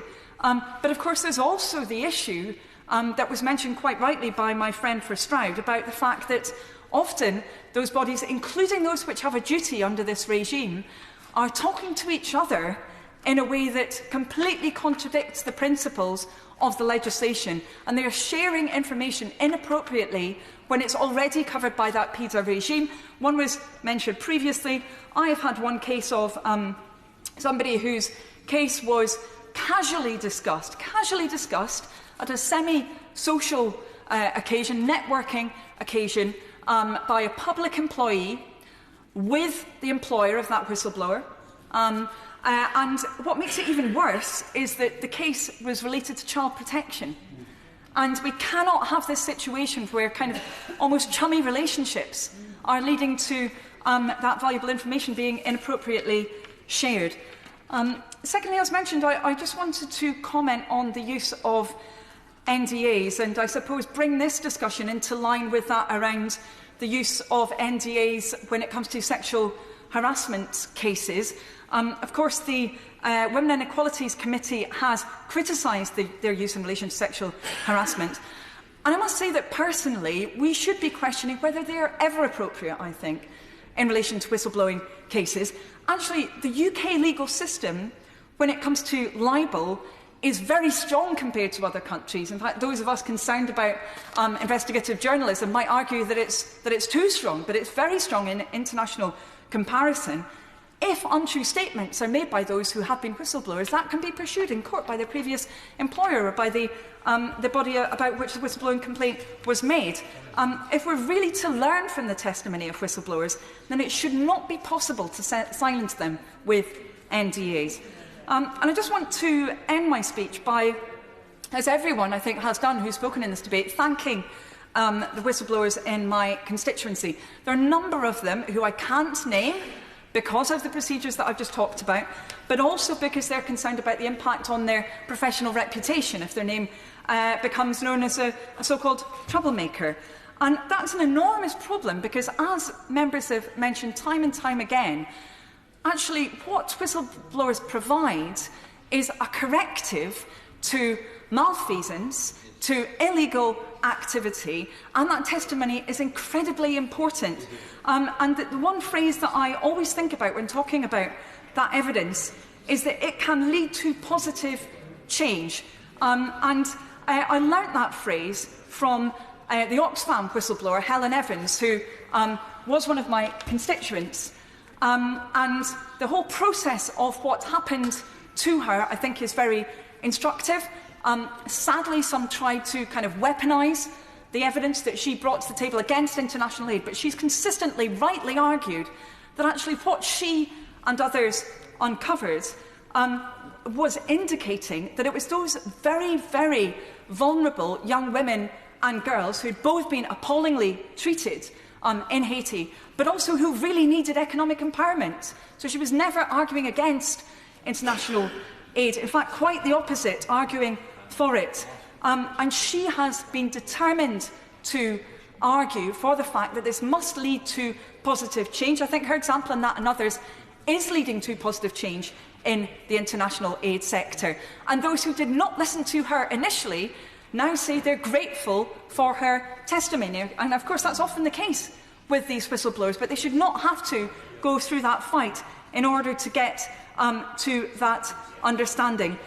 So we need to have positive change in our public services, in the private sector, wherever there's unethical or illegal behaviour that's going unchallenged. And we should recognise and indeed praise those whistleblowers who help us to get that positive change. Thank you.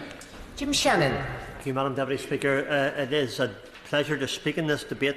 Also a pleasure to follow the Honourable Lady for Oxford East. Can I congratulate the Honourable Members for North Norfolk for setting the scene, and for Stirling, and also for Thurston and Malden for making such valuable contributions as other Right Honourable Members have before and will after. They've been engaging in this subject, and they and their APPG are to be congratulated on sustaining their interest and their effort here.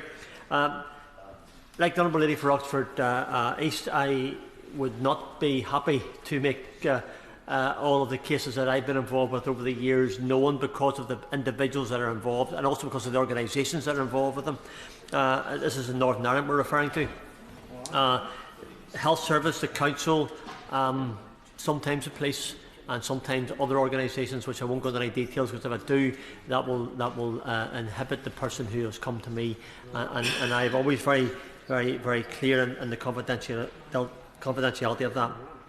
I want to dwell on one case, if I can, Madam Deputy Speaker, because this case is dragged on for so long. And when I describe the case, and the Honourable Gentleman for Thurston Malden will know it, therefore he will know the case, he will know the person involved, because he's directly involved in this case, or has a knowledge of that person in particular.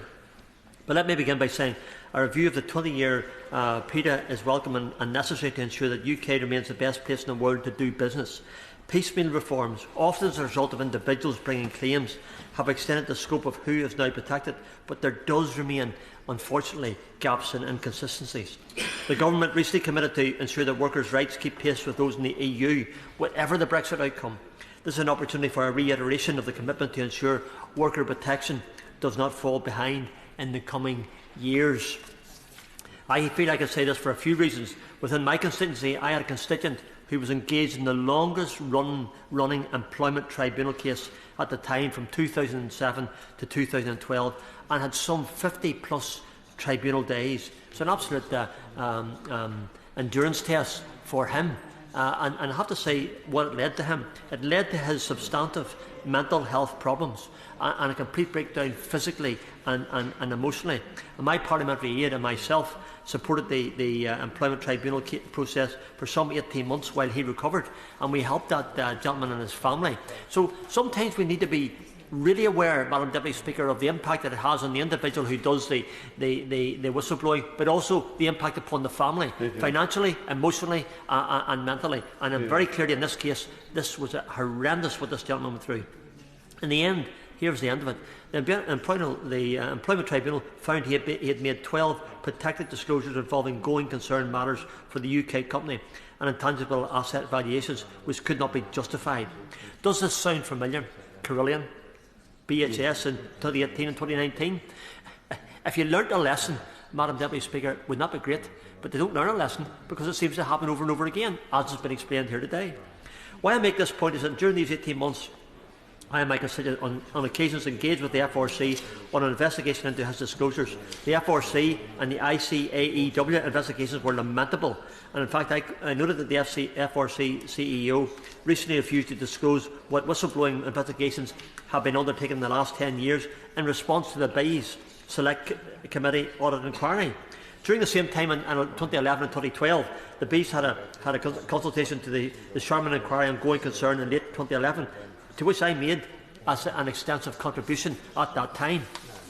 Those 30+ responses have all been removed from the FRC website, and once again, 8 years on, we have had another BEIS FRC consultation on going concern. Will this accounting profession ever get it right? While concurrently, BEIS issued a consultation on the reform of the FRC in November 2011. At the same time, in December 2010, the FSA and the PwC conduct an independent inquiry into RBS in which their press release stated, "The issues that we have investigated do not warrant us taking any enforcement action either against the firm or against individuals." How disappointing. The FSA cannot publish the content of the RBS review, as information gathered from the bank during the course of the review remains confidential under the Financial Services and Markets Act of 2000. 8 years later, and last month, we had a further report from the successor of the FCA, which disappointingly essentially concluded the same. I'm very happy to give way. Giving way, he's mentioning the FCA and he's mentioning the FRC. There is an opportunity with the change that's now coming to the FRC that we can break away from what the pattern of performance has been in the past. There is an opportunity for us to disconnect with that past. Would you agree with me that it's vitally important that whatever replaces the FRC, it is not continuity FRC? I'm starting for his intervention. Yes, I absolutely agree with that. I don't think there's anybody in this House today, and maybe outside this House, that doesn't agree with just what he said. Continuity wouldn't be what we want. It's change we want, and the quicker the better. Concurrently, Paul Moore, the HBOS, I can mention his name for you, I've got his authority to do so, whistleblower in my constituent, met with the TSC chairman, now Lord Andrew Terry, MP, in February 2011. We were delighted to learn, as subsequently published, that the TSC would look to engage independent assessors reporting to the TSC for some of their future investigations. This was announced and reported in the front page of the business section of the Daily Telegraph on the 5th of May 2011, followed up with subsequent inquiries. Yet only days ago I read again. Commenting on the government response to its excellent report on the future of audit, Rachel Reeves MP, chair of the Bees Committee, stated, and I quote her, "The collapse of Carillion and accounting scandals in Tesco, BT and Patisserie Valerie others have provided a painful lesson that audit isn't working. Businesses, investors, pension holders and the public deserve better. Urgent audit reform is needed, not yet further consultation." Exactly what the honourable gentleman is referring to. The CMA and Bees Committee's extensive inquiries on audit proposed a range of practical recommendations to improve competition, tackle conflicts of interest and improve the culture of challenge in audit firms. The response to our report suggests that government is in danger of kicking vital audit reforms into the long grass. And then they'll get lost and we'll forget about it for again. That cannot happen. We should not wait for this next corporate collapse. Government needs to ignore the lobbying of vested interests in audit and set out a very clear timescale for delivering on the substance of the CMA and the Bees Committee's recommendations. Listen to what the chair of that committee says. So were things different in 2019 for audit and whistleblowing than my experience of 2011 and 2012 when I first came into this House? No, nothing has substantially changed yet.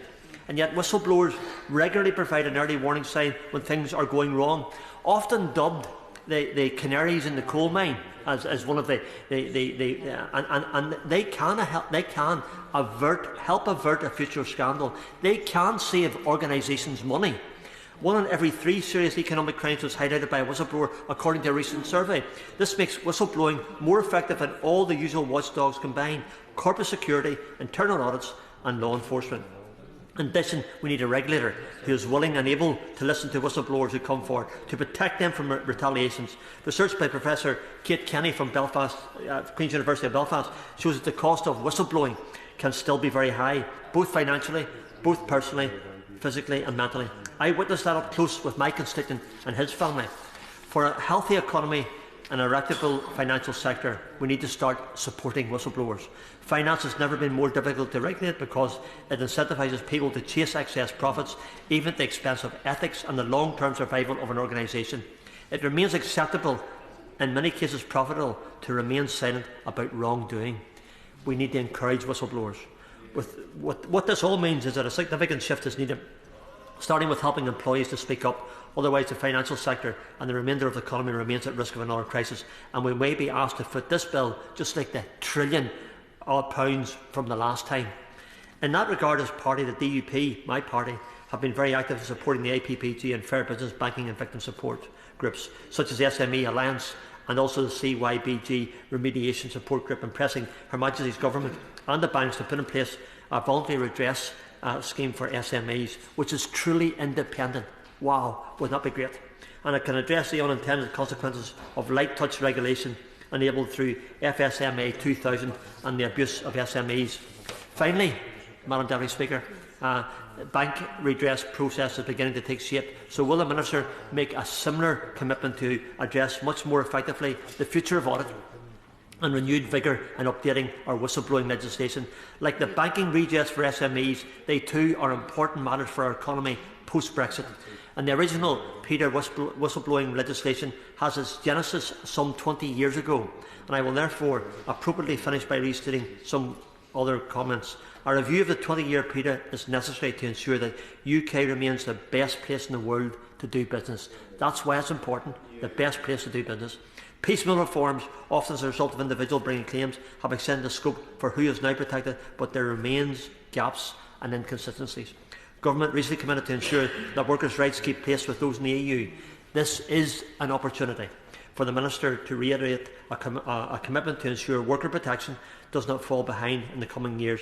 And as a party, the Democratic Unionist Party, part of the partnership with the Conservative Party and Government, we support the commitment in relation to updating our whistleblowing legislation in a post-Brexit Great Britain and Northern Ireland. Madam Deputy Speaker.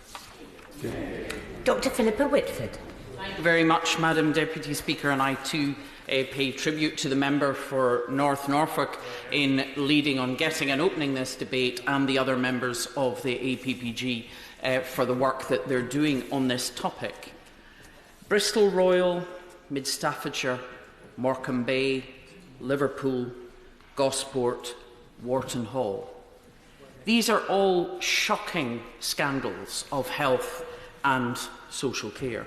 And in every one of these scandals, there was a whistleblower, years before it came out, who tried to raise concerns, who tried to protect people. They were ignored, and that's often the least that happens. They are often undermined, victimised, or dismissed. I will, yes. Thank you, Madam Deputy Speaker. Maybe the Honourable Lady was going on to say, I suspect she might have done, that they were then blacklisted and they couldn't get another job in the health service after that for some reason which they could never actually ascertain. I thank the honourable and gallant gentleman for his intervention. But what is clear is that we are advised by the GMC, obviously as a medic myself, Royal College of Nursing, various official bodies, that we must speak up. We have a duty to speak up. And yet the landscape we look at is littered with broken careers and often broken people. And the problem is whistleblowers think they are protected. They've heard about whistleblower protection and it simply doesn't exist. The member for North Norfolk talked about brave people speaking up. People shouldn't have to be brave to raise concerns. And the problem is if all you see is people ahead of you who have been driven and hounded out of their career and maybe have ended up with mental health issues or worse, then that is a big, black, threatening cloud. Keep your mouth shut, keep your nose clean, walk by on the other side. And the problem is that results in more suffering and in more death. There are two aspects. We have the aspect of business and industry represented most commonly by the finance sector, and also public services, most commonly by NHS. And these two sectors, finance and NHS, probably generate the biggest number of scandals and whistleblowing cases. And therefore, they probably require specific treatment in themselves within those industries to actually invite and protect whistleblowers and bring them forward. Now, while finance is, of course, a UK-wide regulation, health services are devolved, and therefore the four health services are struggling with this and are working with this to try and improve whistleblowing. After the mid-staff scandal, Sir Robert Francis highlighted that in mid-staffs, and indeed this was an issue in some of these other later scandals, it was an obsession with becoming a foundation trust. And members, including the Honourable Gentleman for Stirling, talked about why do people do this? Why do they cover it up? Whether you are a high-profile business or a public service that has been corporatised, there is a drive to remain shiny and perfect on the outside instead of admitting a problem and trying to actually fix it. He obviously came up with his report and set up the freedom to speak up guardians, both in hospitals and also the National Guardian.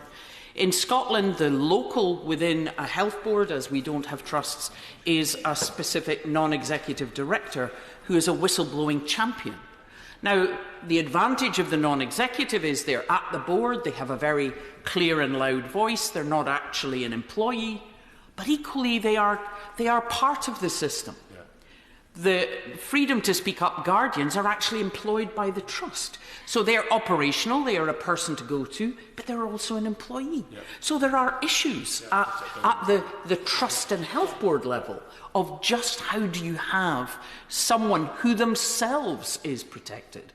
And maybe you don't just need an independent national office, but something more like an independent system. And in something like the NHS, that might be people who are taking responsibility for safety, for the healthcare services information that was discussed. Unfortunately, the legislation is in the Brexit long grass, but I hope it will eventually come forward. At the national level, there is a National Guardian in England, but they don't have statutory powers. In Scotland, they have set up an independent National Whistleblower Office, and that officer is basically the Public Services Ombudsman. So they're completely separate. They're outside the system. And they have statutory powers. And I think that's actually quite important.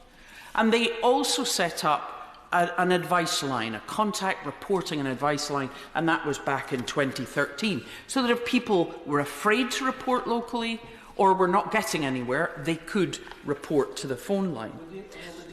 I will.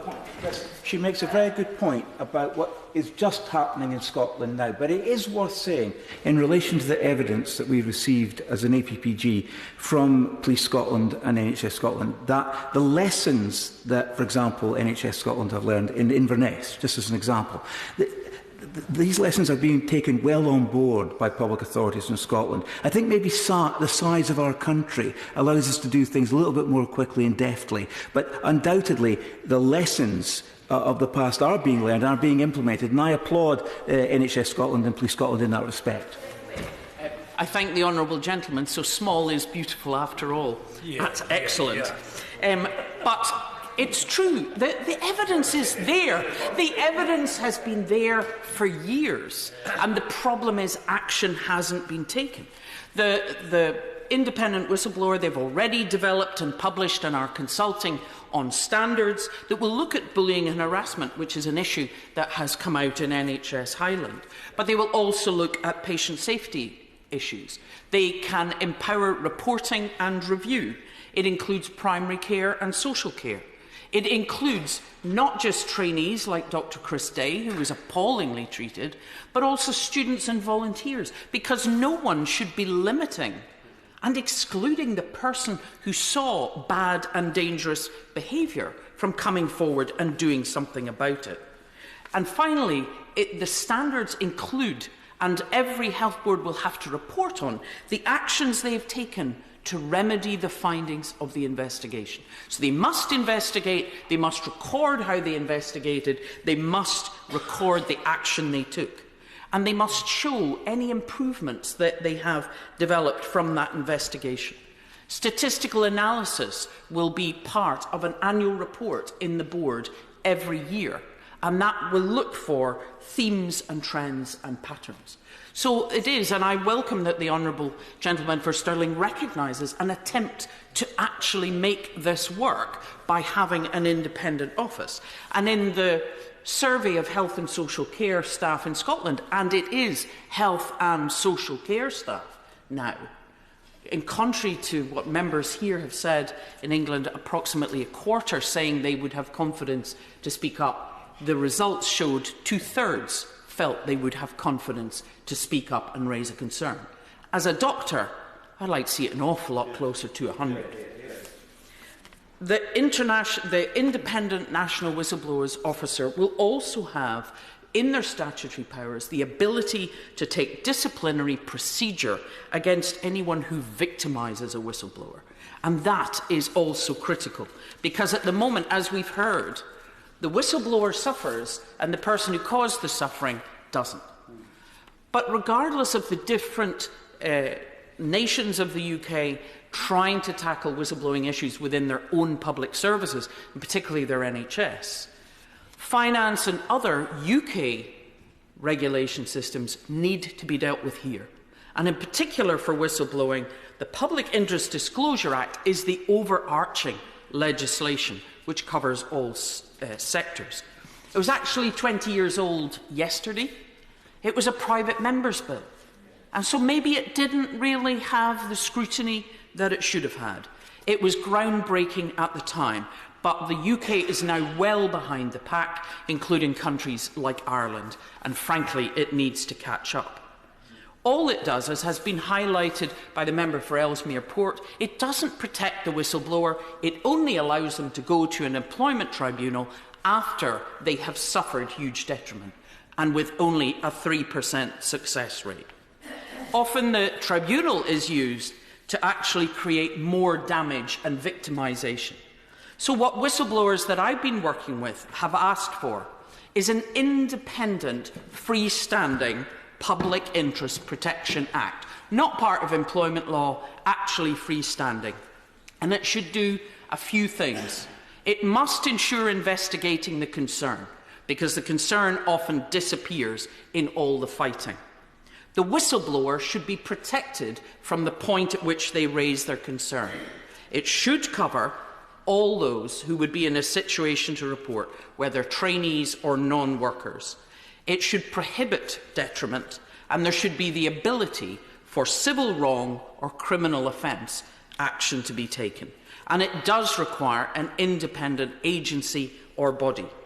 And it should recover regulators, because it's not just the FCA or FRC. The CQC are in the frame for Walton Hall, that they have done a report that described it as not having a problem when actually people raised issues. So unless we change this, unless we take the heat out of whistleblowing and make reporting normal, like we've done with DATIC systems in the NHS, if we make things not whistleblowing, just part of your normal duty, then we can change that. But whistleblowers must be valued, and in the NHS, it's a matter of patient safety, and that is critical. Yeah. Shadow Minister Laura Pidcock. Thank you very much, Madam Deputy Speaker. What an interesting debate this has been.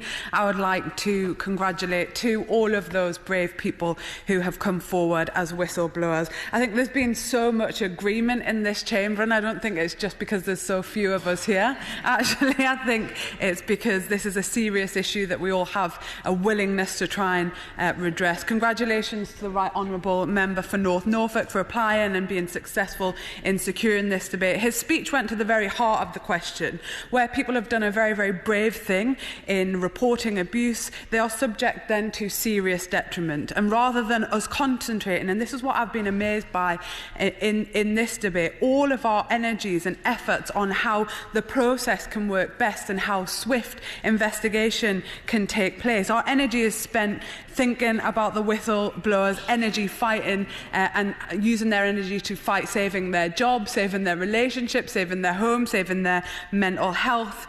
And that important point on the effect, the knock-on effect, the corrosive effect on how everybody else feels about the system and their willingness to come forward and whistleblow. The case of Dr. Day and the numerous other whistleblowing cases are illuminating and show us that nearly 10 years into austerity and into huge cuts in the public sector and the long-term societal shift towards privatisation leads us to a couple of conclusions. Not only, of course, and I would say this as a Labour member, but that the cuts need to stop. They create dangerous working conditions often in staffing shortages and skills shortages, and that privatisation of care is inappropriate, but that we need much, much more robust legislation in the face of these conditions.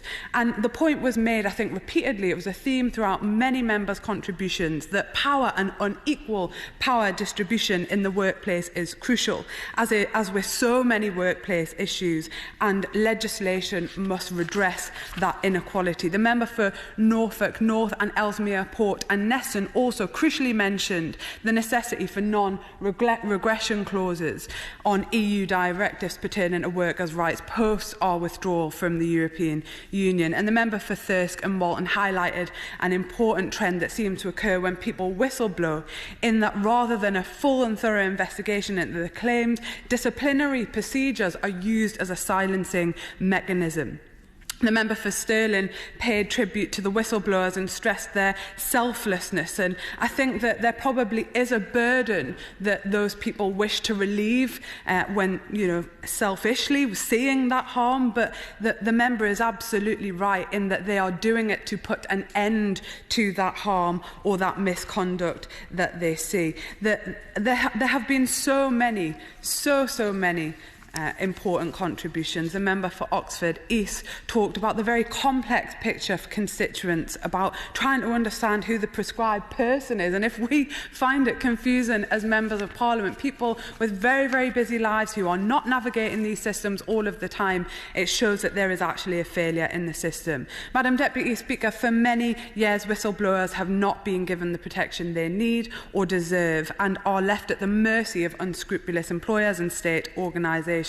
There are many victims of that negligence, and it is right, therefore, that the balance did start to shift from 1996 onwards, first with the Employment Rights Act and then with the Public Interest Disclosures legislation from 1998 onwards, and the revisions between 2013 and 15. However, we must be continuously asking in this place whether the protections and support we have for whistleblowers is inadequate in an ever-changing work and political environment. I therefore welcome this debate, and I'll shortly outline some of the principles behind my party's approach. There are currently 3 protections for those who have made a protected disclosure. Firstly, the right to not be subject to detriment as a result of whistleblowing. Secondly, that dismissal, where the principal reason for dismissal is the fact that the worker has made a disclosure, is automatically unfair. And thirdly, that where any other agreement seeks to prevent whistleblowing, that provision within the agreement is void. However, while these protections are important, they do not address the current failures in the law. The gaps allow many workers to fall outside of the scope of this legislation, as well as the failures to encourage the cultural changes, and I think that has been ever present in everybody's contributions, that will promote a culture of honesty and transparency in our workplaces, businesses and organisations, and a culture where whistleblowers are actually celebrated as that public good and forcing organisational change. For example, the failure to cover all workers because of the definition of worker used is a major flaw in the current legislation. That means, for instance, that many self-employed workers, which we know to be a much abused and contested category of employment, are not covered. It can't be right just because someone is employed on a contract which, in the first place, tries to absolve the real employer of their responsibility for the worker, they are also then denied the protections with regard to whistleblowing. Also excluded are most job applicants, and what this means is that whistleblowers can routinely suffer detriment through the recruitment process without any redress because they are known to be whistleblowers. This is surely an anomaly when job applicants have the right to be given protection under the Equality Act of 2010 on grounds of discrimination, harassment and victimisation. In addition, there is little attempt by the government in their approach to whistleblowing to encourage a proactive culture which not only supports the whistleblower themselves but creates the condition where the issues that they disclose are taken seriously in a timely manner and remedies are sought. Where is the requirement to investigate, and where are the mandatory enforceable and so important measures to support good practice and cultural change? UK law needs to be much more proactive, with early intervention being prioritised in order to protect both the whistleblower and the public. What is clear is that in recent years we've fallen well behind other countries on the issue. This is hardly surprising, given that the government have an anti-worker stance on on most issues, but it was thrown into sharp relief by the recent EU directive, which provides protection for self-employed and requires for organisations with over 50 employees to establish reporting channels. Now, I would like to say a few words on the principles that will guide a future Labour government, which hopefully isn't too far off in the future, on whistleblowing. Our key objectives in government will be to encourage people to raise concerns about wrongdoing, to ensure that such concerns are investigated in a timely fashion, appropriately, and that wrongdoing is rectified, to protect whistleblowers and others affected by whistleblowing, and importantly, to require employers to maintain appropriate procedures which facilitate whistleblowing. Under a Labour government, we would like it to be the legal duty of employers to protect whistleblowers, and that is enforced. And that means all workers, irrespective of the nature of their working relationship, whether they are paid or not, for example, interns or volunteers. Those protections should apply to people who make the disclosure, whether they are workers, former workers, people seeking work, and those undergoing training. And I think I'm right in saying that there is quite a consensus for that. I want to just talk about some of the patterns. As in my role as Shadow Minister, I've been thinking about the experience of the whistleblower and the themes that exist there. And the feedback reports that a typical journey of a whistleblower looks like this. If the worker is inexperienced at whistleblowing, there is uncertainty about what to do and who to tell, as has been mentioned. They often go to the immediate manager. The system response may be poor and include ignoring, minimising the issues, deliberate delays, or hostility and intimidation. The system response may include reluctant, ineffective or biased, tokenistic investigations, deliberate attempts to exhaust and discourage the whistleblower with excessively lengthy and complex processes. Intimidation may increase with severity, with counter-allegations and formal disciplinary proceedings against a whistleblower, or suspension and dismissal. And at this point, this isn't even the full journey. We have to remind ourselves that all they've done is report wrongdoing, misconduct or harm. The whistleblower's future employment prospects are in serious danger by this point. The whistleblower then escalates concerns externally to regulators.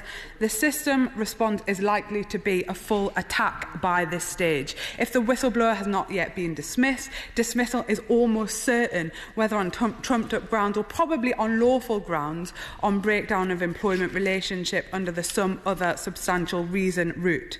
At this point, the whistleblower's future employment prospects likely to be damaged beyond repair.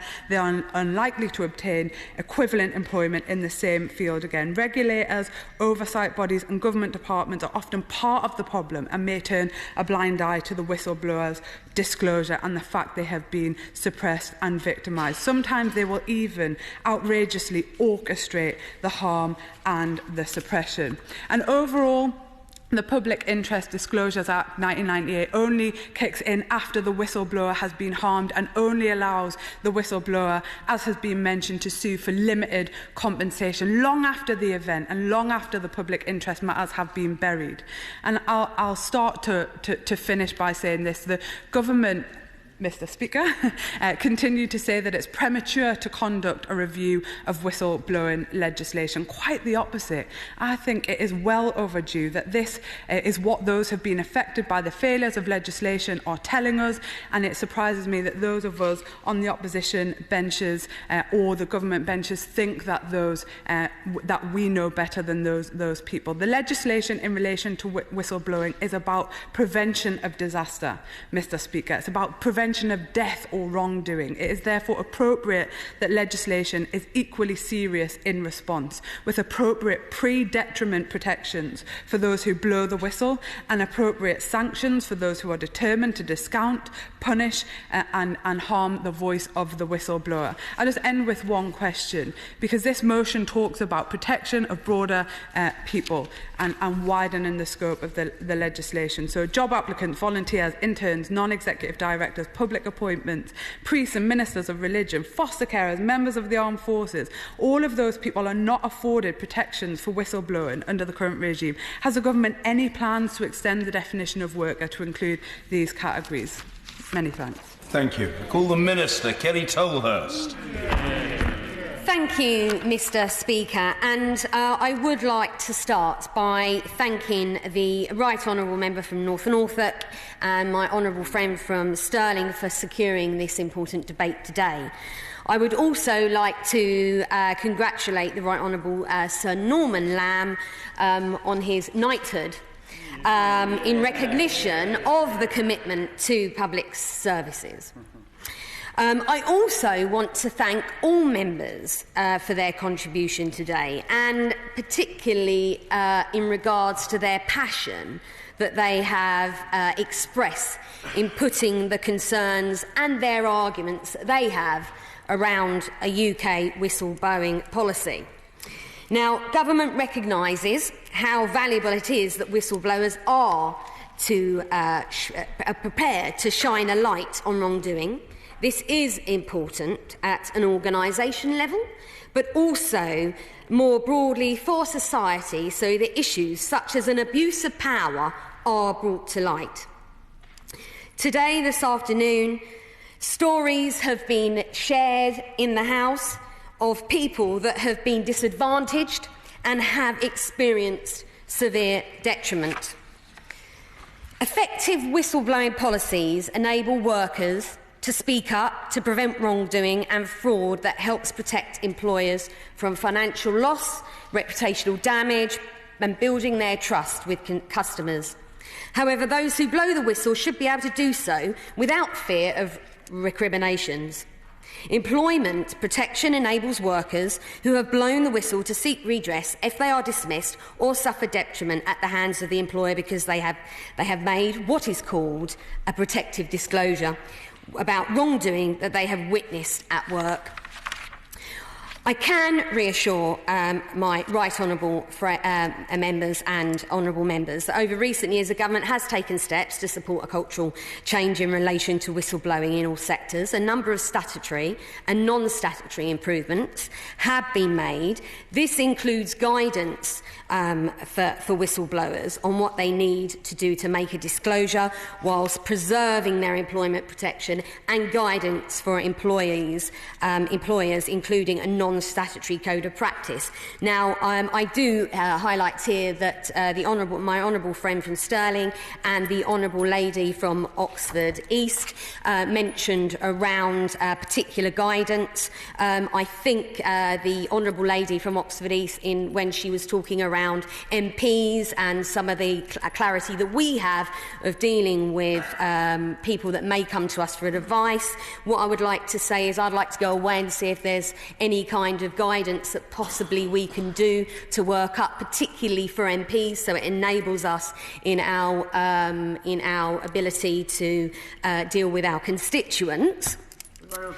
I will give way. Very grateful. She will have heard some of the comments I made about the Financial Conduct Authority and their quite tepid approach at best to whistleblowers. What are we to do when effectively an agency that's commissioned by the government does not follow through on its whistleblower obligations? I thank my honourable friend. I was preparing to come to that, but what I will say to my honourable friend is that he's absolutely right. The FCA falls under the control of the HMT, Her Majesty's Treasury, and some of the concerns that have been raised here today. What I am prepared to do, and actually I'll go into further, but go into some more detail later on, but what I'm wanting to do is to meet with HMT and make sure that we raise some of the issues that have been raised here in the House around FCA, and me to raise those issues with them in relation to whistleblowing policy and some of the concerns. I'll give way to Rinton. I'm very grateful to this, and I thank her for her very kind comments. I'm sure she's going to come to it, but would she agree to meet with us to discuss the case for a review? Because I think a review of the legislation, not just guidance, is absolutely necessary. And it was a Conservative who introduced the Private Members Bill, and it could be a Conservative government that modernises it and ensures full protection for all whistleblowers. I thank the honourable gentleman for his right honourable gentleman for that, and I am happy to meet with members or colleagues to talk about things that particularly we would like to see done in this particular area. And I do note his differentiating between guidance and a review, but I will come on to that. But I do want to outline what the government has done and what steps are being taken, whilst I do understand that for some colleagues that hasn't gone far enough. We have increased the scope of those protections by whistleblowing laws by extending protection to NHS students, nurses and midwives. We have also introduced whistleblowing protection for job applicants in the health sector. We have also fulfilled the commitment to keep the prescribed persons list up to date. In response to the recommendations from the Women and Equalities Select Committee, we have committed to adding the Equalities and Human Rights Commission to the list of prescribed person at our next annual update, which will be subjected to parliamentary time, but we aim to present to this House before the end of the year. And as I outlined earlier, I will look to see whether there's things that we can do within that to make it clearer. We have also introduced guidance for prescribed persons and employers to help them support whistleblowers, and the most recent reform was a new legislative requirement for most prescribed persons to produce an annual report on whistleblowing disclosures made to them by workers. I'll give way. Thank you for giving way, Minister. I think the point, I appreciate all the work's been done, but the point that I mentioned earlier on about a 3% success rate at tribunals, surely that tells the government that this legislation is not working. Minister. Well, I would say that the whistleblowing legislation at the moment is regarded as proportionate, but what I would also say to the honourable gentleman, and I'm just about to come on to, is that as new evidence comes to light, as things change, it is right that we would always keep these kind of policies under review. And it is right that we have these debates in the House of Commons so that we as a government are challenged to what's happening now and how we can improve. So I would like to make some... OK, I'll give way. It's just what has come out clearly from this is that PIDA only allows 3% of people to get some redress, and it's only some redress. Surely we require legislation that actually protects the whistleblower right at the start of the process, not trying to mop up afterwards. Well, look, I thank the honourable lady for that, and I do understand that the passion and the concerns and the statistics, but I also recognise we need to implement a framework that works successfully across all sectors, and actually some of those challenges aren't easy. And when you look at particular sectors and some of the challenges that could be implemented. So it's absolutely right that we do what we can at pace, but we also look to we look to review and we look at things that are coming in future. But I do take her point. The relevant prescribed persons were required to publish the first of these reports by the end of September 2018, which we added to the parliamentary libraries. The second annual reports will be due by the end of this September, and they will be obviously available in the House libraries. But the reporting duty does increase confidence in the actions taken by the prescribed persons, because it is enabling greater transparency about how those disclosures are handled. With these improvements, we believe that the whistleblowing framework, as I've said, is proportionate, but I do accept that new evidence and practices come to light and we need to keep the legislation under review. You will also be aware that the EU have developed a whistleblowing directive that we are expecting to be approved this summer. The directive is very wide-ranging and comprehensive in its scope, and we will have to consider how we take it into account into UK law. And because under the current terms or the withdrawal agreement that's been discussed, we had it could fall within that implementation date, but obviously, as we know, that there are question marks on that. As you know, the government has been clear, and the honourable gentleman for Ellesmere Port and Neston raised it, but I want to reiterate again, we have been clear, and the government has been very clear throughout the whole of the EU process, that we will not be reducing workers' rights when we leave the EU. And absolutely, whistleblowing and how we move forward on that falls into the whole workers in employment protection space. So hopefully honourable members will take that as some kind of commitment from me at least. In terms of a formal review, it is right and proper that we review government's whistleblowing framework, but it would be premature at this point. But that does not mean to say that it is not going to happen. There's been many issues spoken of today. I do welcome the work on the ongoing work of the All Parliamentary Group for Whistleblowing, chaired by the Right Honourable Member and Honourable Member. And officials are hoping to meet with the APBG soon to particularly discuss the legislative framework and protection for workers and to feed into the internal work. So I hope that the honourable gentlemen were able to speed that process up. I just want to touch on as many of the points I can quickly, Mr. Speaker, if that's okay. Or not. Sorry. The Right Honourable Member, the Right Honourable Gentleman from North Norfolk talks about foster carers. This is an area that I'm particularly passionate about. And I understand the challenges that there are with foster carers. And we do need to protect those people that are doing an absolutely fabulous job looking after the young people that in our society that desperately need help. I must point out that it is a requirement for fostering services to have a complaints procedures and whistleblowing policy. In addition, foster parents whose approval is terminated or terms of approval amended have the right to challenge the decision by a review of the independent review mechanism. Now, I understand my Right Honourable friend's having a meeting with the DfE where he will review some of those challenges in more detail, and I would be very interested to hear the outcome of those particular meetings that he has. Also, in regards to non-disclosure agreements, the House will know that we published a consultation early on in the year. That is now closed.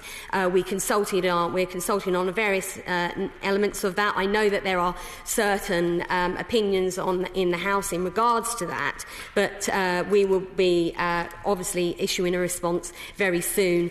But as I have said before at this dispatch box, it is unacceptable that NDAs will be used to cover up or try to cover up wrongdoing, and we have been clear that any NDA does not stop people's whistleblowing protections. Very quickly on that, in regards to health, which is obviously something that has had many honourable members very concerned from North Norfolk and Central Ayrshire. There was the creation in 2016 of the National Guardian Service. This is now a network of freedom to speak up guardians in the NHS Trust staff, and staff can speak up and get advice on raising concerns with their local guardians, including the National Helpline. Following the independent inquiry into Gosport, the government responded by announcing it will legislate in parliamentary time for NHS trusts in England to report annually on the level of staff that speak up, increasing the transparency. I can also say that the Department for Health and Social Care are still considering further protections on how they can strengthen protections for workers within the NHS. So that's something that we are moving forward with. In regards to the financial regulation, I've touched on that, and I'm very conscious of time, Mr. Speaker. I've touched on it briefly.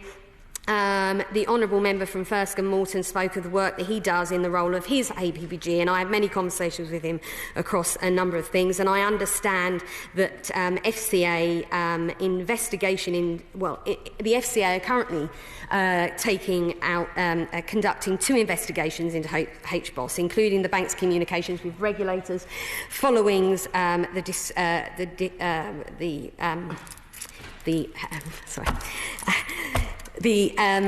I've lost my word now. Following the issues of misconduct, and I'll be looking forward to looking at those reports. And as obviously I've always said at the dispatch box that I will be prepared to meet with Treasury Ministers to take this further. In regards to the Member for Poplar and Lionhouse, the issue that he raises particularly about his constituents, Miss Davis, I'm happy to meet with HMT on this issue. I understand it's a live case, and I'm more than happy to speak to him outside of this debate. I understand all the concerns that have been raised by honourable members across the House on the FCA, and hopefully I've given you some assurances that I will take them forward. Blacklisting, again, the Information Commissioner is opening a call for evidence on the implications of modern employment practice in recruitment and selection. Hopefully this will bring some light onto further what can be done around blacklisting. The honourable member for Strangford, he knows that we are undertaking the reform of the FRC, and after the independent review that was done by Sir John Kingman. And then, Mr Speaker, I would like to end by saying hopefully I've given some reassurances to the House in the time that I've had that I am taking this particular issue seriously. I know I can't stand here and promise them exactly what they want, but what I am prepared to promise is that while I'm in this post, I will do what I can to work with them and to try and address as many of their concerns as they see as they need. And once again, I want to thank all those whistleblowers who may be watching this, who do feel that they've had detriment for what they have done, and also for the members of Parliament for making sure that their voices are heard in this chamber. Thank you, Mr Speaker. Thank you. I think the right honourable gentleman for North Norfolk wants a 1 minute wind up. Indeed. I'm very grateful, Mr Speaker. This has been, I think, a remarkably well-informed debate, and I think what's striking about it is that there's been a complete unanimity of view presented to the Minister that actually the law at the moment is not adequate. It's not, in her words, proportionate, I'm afraid. We hope very much that we will convince her. I'm pleased that she's agreed to meet with us, but we need modern legislation that not only protects people who do the right thing, but actually, because we all rely on them to ensure that we have the best business practices in this country, the best public services, the safest public services. And we only get those standards if people speak out. And at the moment, we don't give them the necessary protection in order to do so. Thank you. The question is as on the order paper. As Minister of that opinion say aye. Of the contrary, no. I think the ayes have it. The ayes have it. Order. Petition